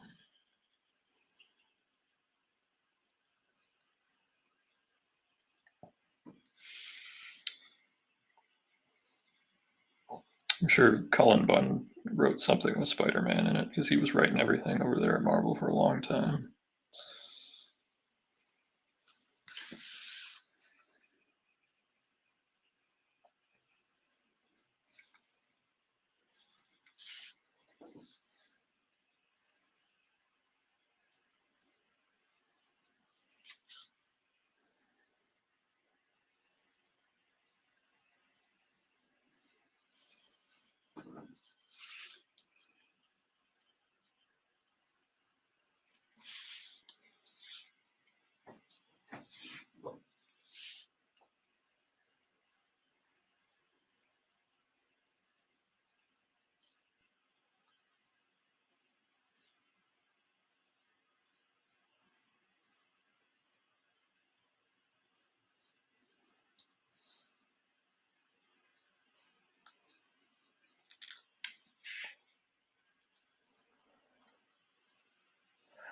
The ink dries pretty quick. You can actually see it. So I would say, a couple minutes. Then I can hit it with an eraser if I need to.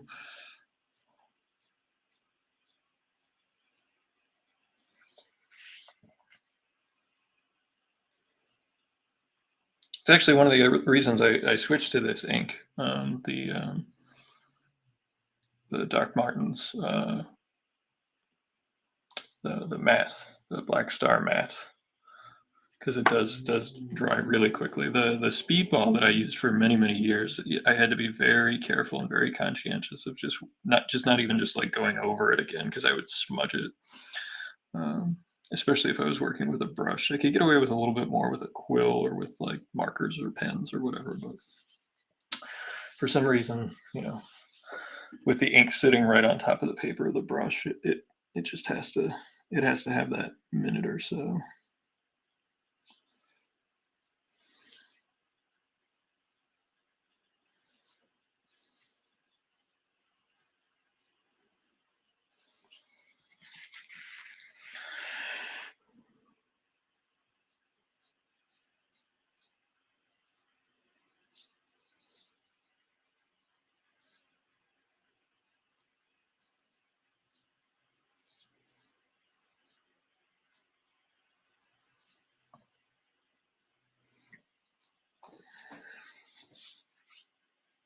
Sorry, I bumped the camera there.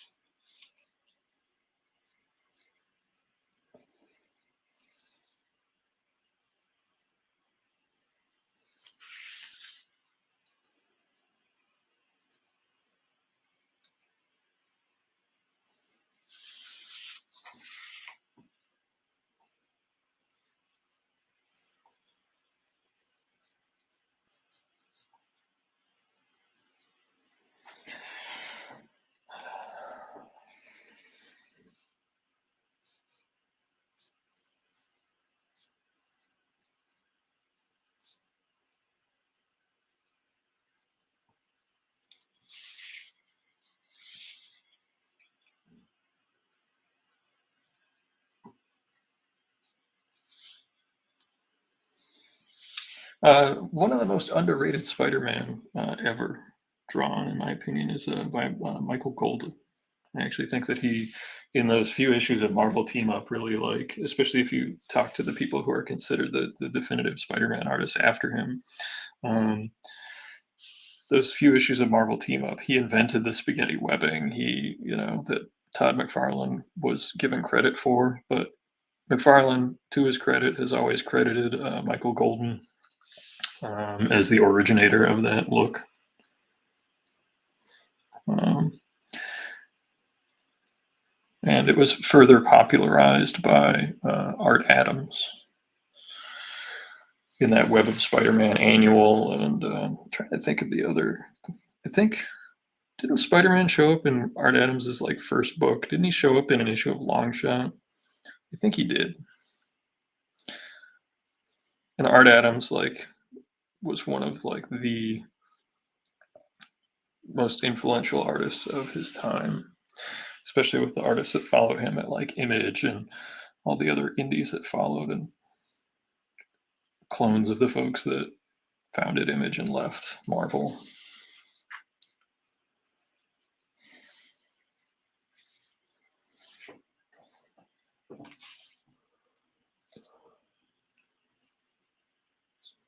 What's on my brush?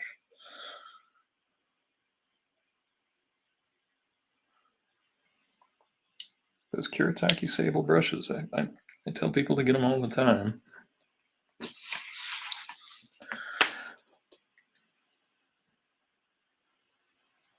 And I pay a lot of money for those things. They are not sending me any free brushes to peddle their wares.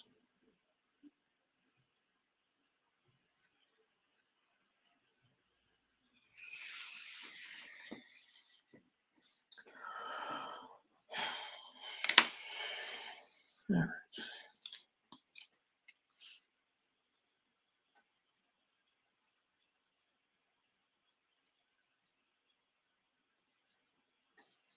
One thing that I definitely used to rush when I was younger was like all the little details. Used to rush them. That's why, like, I was always going for busy over correct for like a number of years of my life. And what makes that worse is when you go for busy over correct in your drawing doesn't get any better.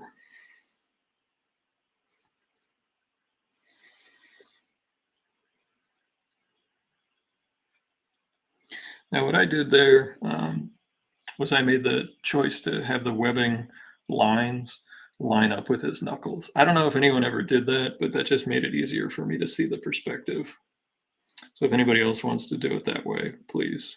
That would be my first, maybe my only ever Spider-Man drawing tip I ever give.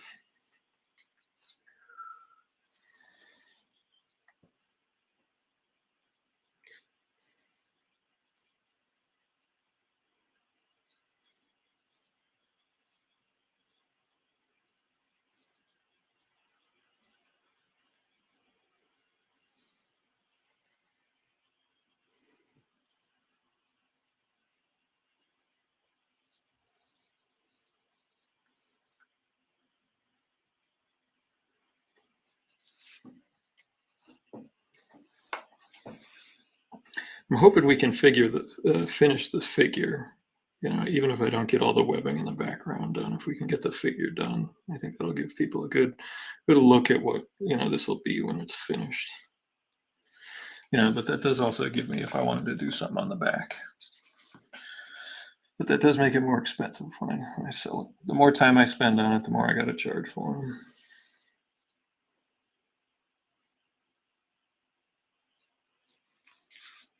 So.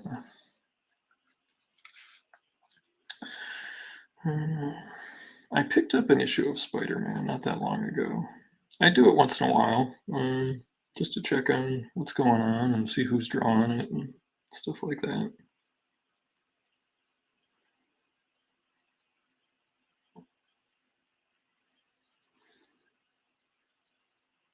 I'd say 3 weeks ago, something like that.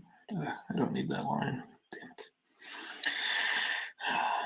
Yeah, that's definitely a glob of whiteout coming in.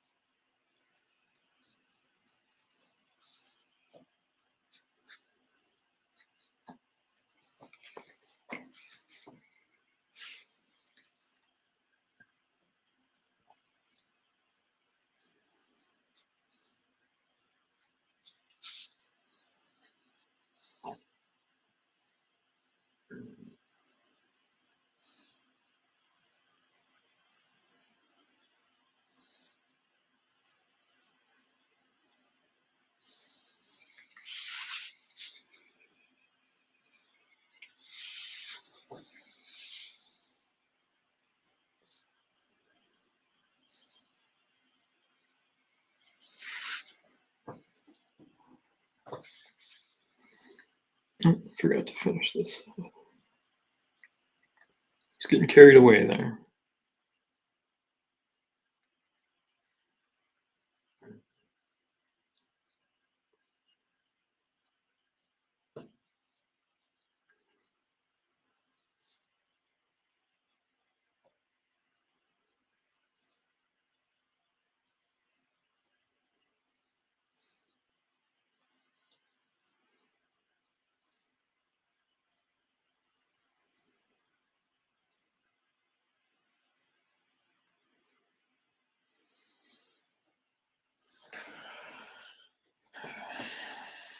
Spider-Man is definitely one of those costumes that you can get away with busy drawing over good drawing.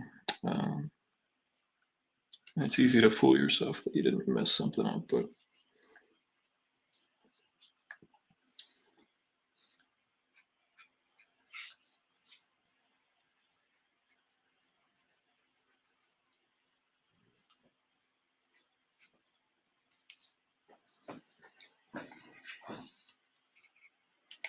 I guess we should be okay if you want to erase a little bit of this.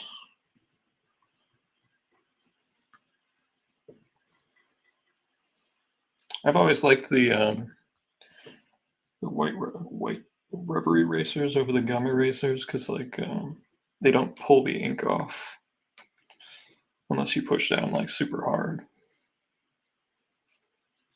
What are they, the Staedtler ones? I don't remember. But they're cheap. They're super cheap. It's not like an expensive piece of art gear.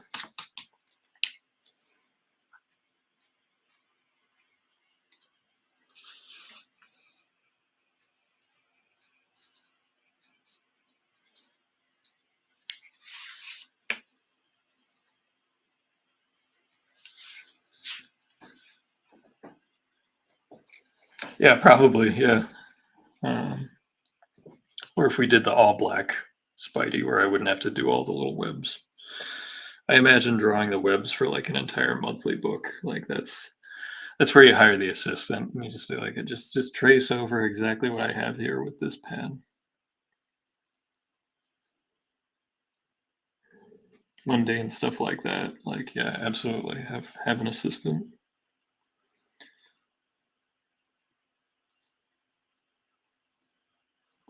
And from what I hear, a lot of people still do use assistants. They just don't credit them and don't tell anyone. And yeah, that's that's what I hear.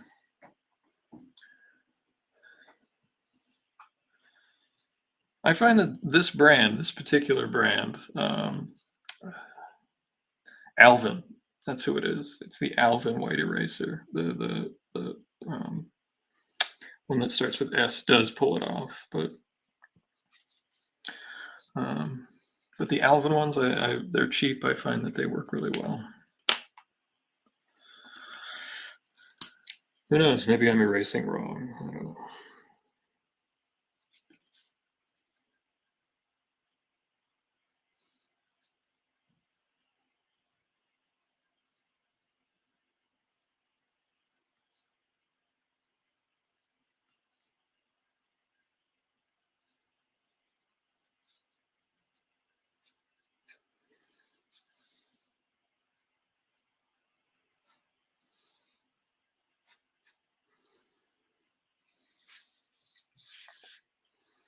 Did I get this line right?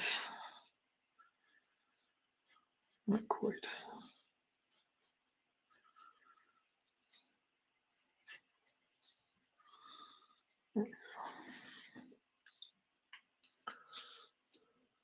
Oh, thanks so much, Jason. Very nice of you to pop in.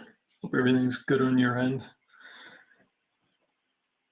That could be very true, Doug, for sure. Yeah. Because, like I said, this stuff, like, I can ink this stuff. I actually inked this stuff on a sketch cover that was completely digitally printed with ink. So it was covered with toner and it's still stuck on it and I could still see it. So maybe you're right. Maybe it is just that it works with that ink. So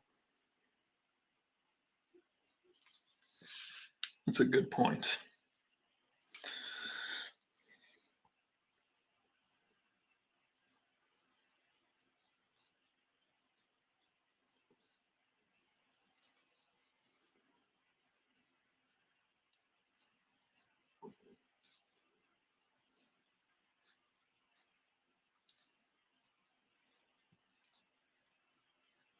I actually just I'm going to be visiting with my wife's cousins.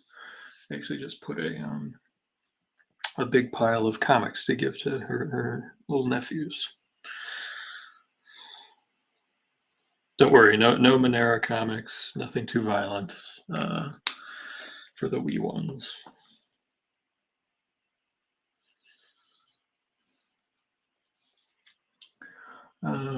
Did I see the controversy about the TCAF show? They invited an artist who steals other people's work and basically traces.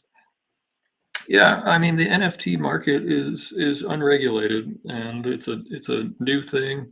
Doug knows more about it than I do, but I've come to understand that like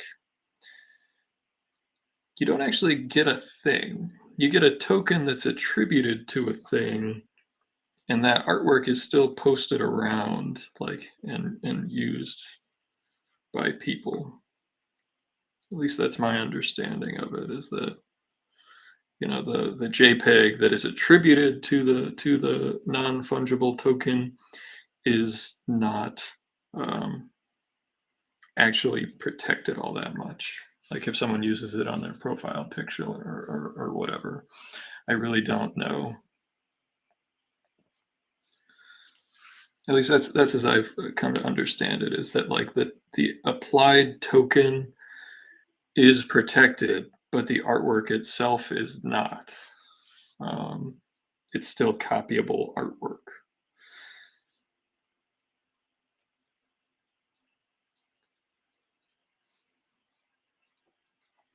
which is, I thought the whole point was to be able to have like non-copyable files, which I think in itself, like in supply and demand, like if there's unlimited supply as it is with a digital product, there is never going to be demand to raise the price.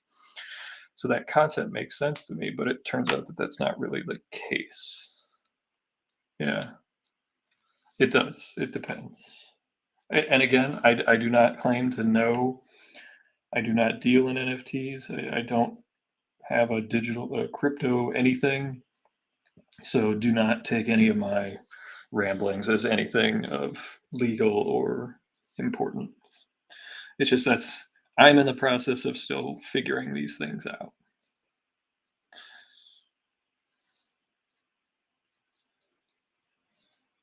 So that's what I hear. Um, but I also hear that that blockchain technology is the same stuff that they use to like protect your information, and so like it's in use anyway. And I don't know. It's just so much I don't know about it. But the fundamental principle of copying other people's work is bad without crediting them. And I'm not a huge fan of like the continued homaging of the same covers 10 million times. So, and that's usually even when it's done appropriately with the right act, accrediting. Um,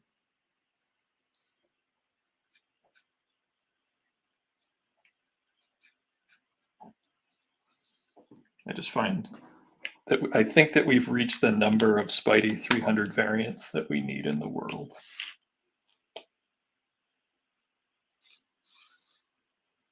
It is, yeah. And you see it happen with artists in comics too, where they copy stuff and they get caught. And there are tons of artists who are working today who got into comics copying someone else's work. They got their first couple of gigs by making it look like a Jim Lee drawing or just copying a Jim Lee panel or a Joe Madureira panel or whatever. And that's a totally that's been totally an okay thing for publishers for a long time, and it's just weird. So,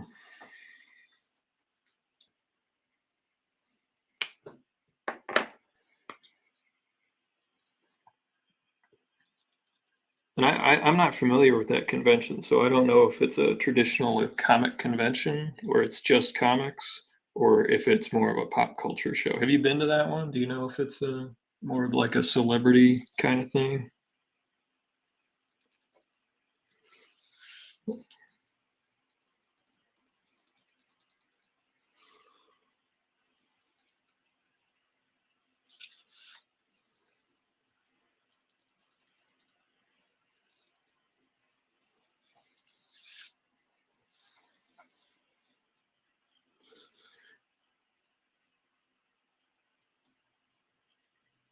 Because I've been to shows where the biggest guests were like streamers and YouTubers. It was crazy.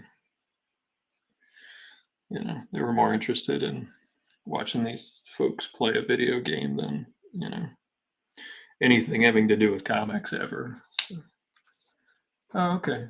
Yeah, I mean, I'm familiar with the Toronto. Which one is it? Fan Expo Toronto? But I just kind of assumed that they were just like the American ones. I've never done a show abroad. I'd very much like to do one. That's like a bucket list thing for me. You know, I'd love to do a show, either like London or Paris or, Toronto would be fun. I've heard Mole in Mexico is a wonderful convention.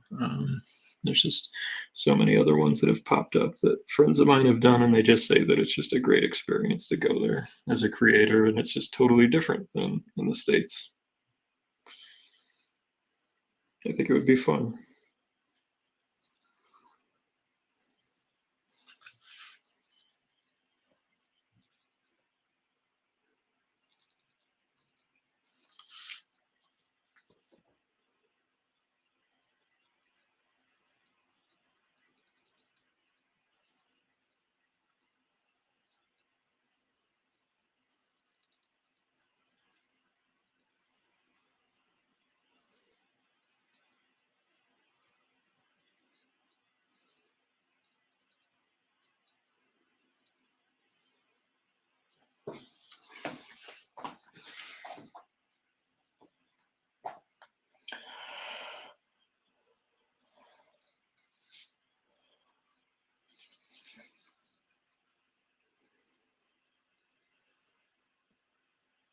Doug's done shows abroad. I think he did one in Europe someplace. A couple of friends of mine did a show in Copenhagen. It seemed like they had a great time.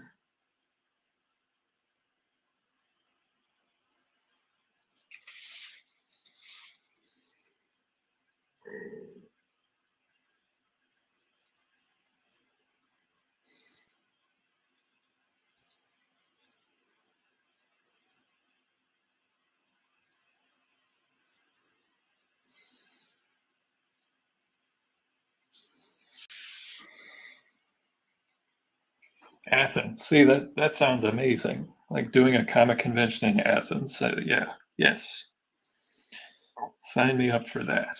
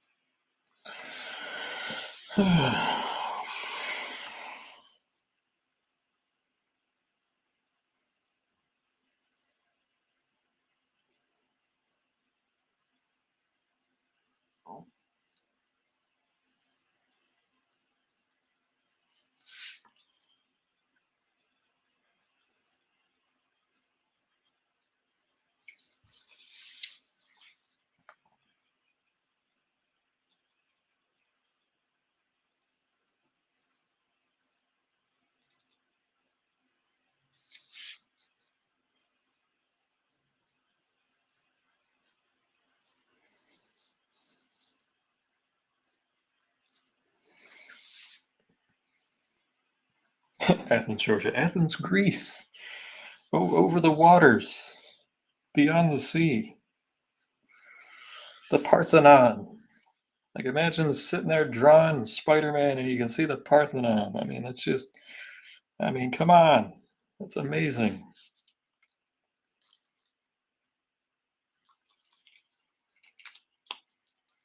That sounds pretty awesome to me. And it would totally be worth the hullabaloo of the exchange rate and the importing and the exporting, like the, you know, totally worth it.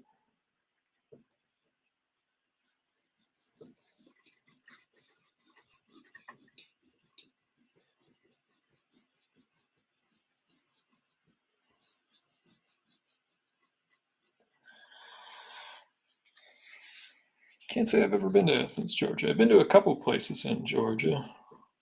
Been to Blue Ridge. I've been to Atlanta.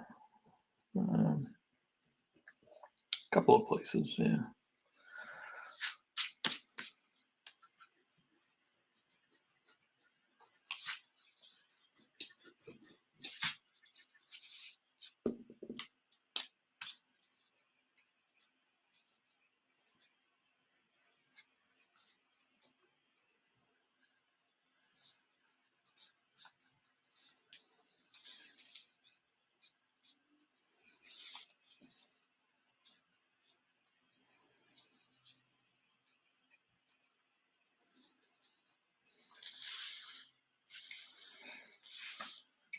I'm trying to get this logo. I think it goes from one. Does it go from one edge of his shoulder blade to the other? That did go on. Useless. Just because it's like such a strange shape. Look at that. So I guess it's more spider-like.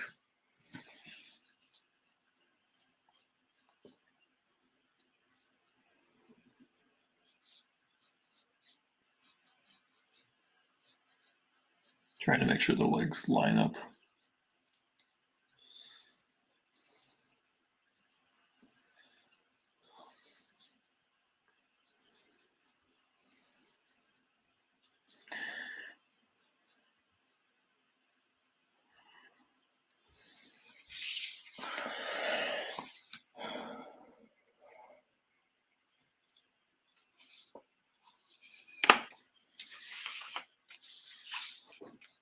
Yeah, you guys can figure that out. If you guys all figure out how if the NFTs are saving or destroying the world, just let me know. I haven't figured it out yet. I do know that there are a lot of very, very poor drawings being sold for a lot of money.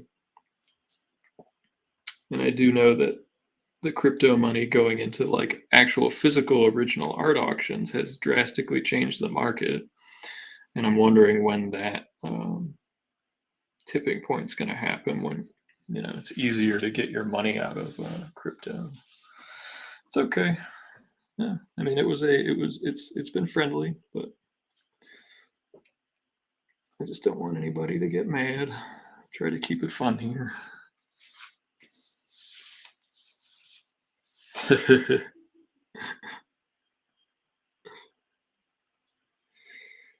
Just let me know when you figure it out. Just let me know. I'm way too dumb to figure it out.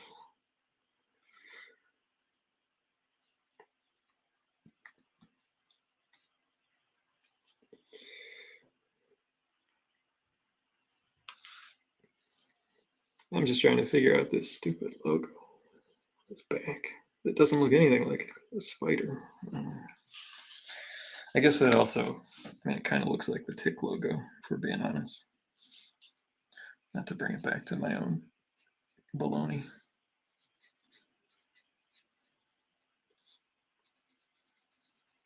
There we go. That's a little better. See, and I considered doing the webbing under the arms, but I then looked at the angle and I didn't think I could pull it off.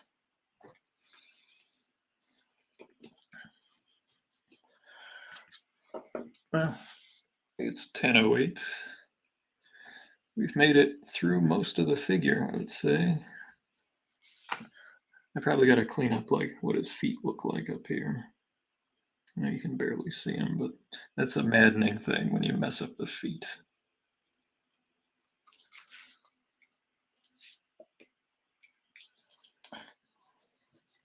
We'll just say it's a secret crossover. Shh.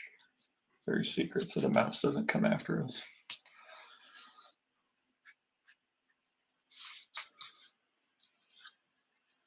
I'm actually going to take my brush and do one last bad silver.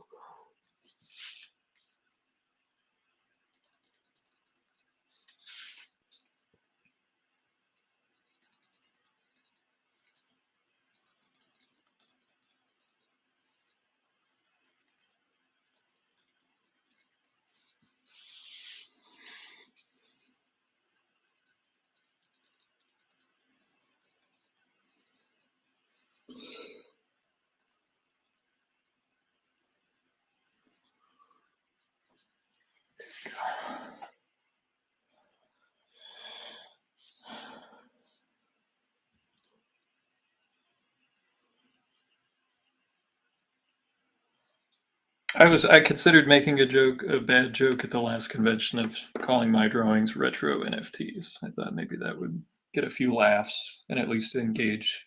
People would find it engaging.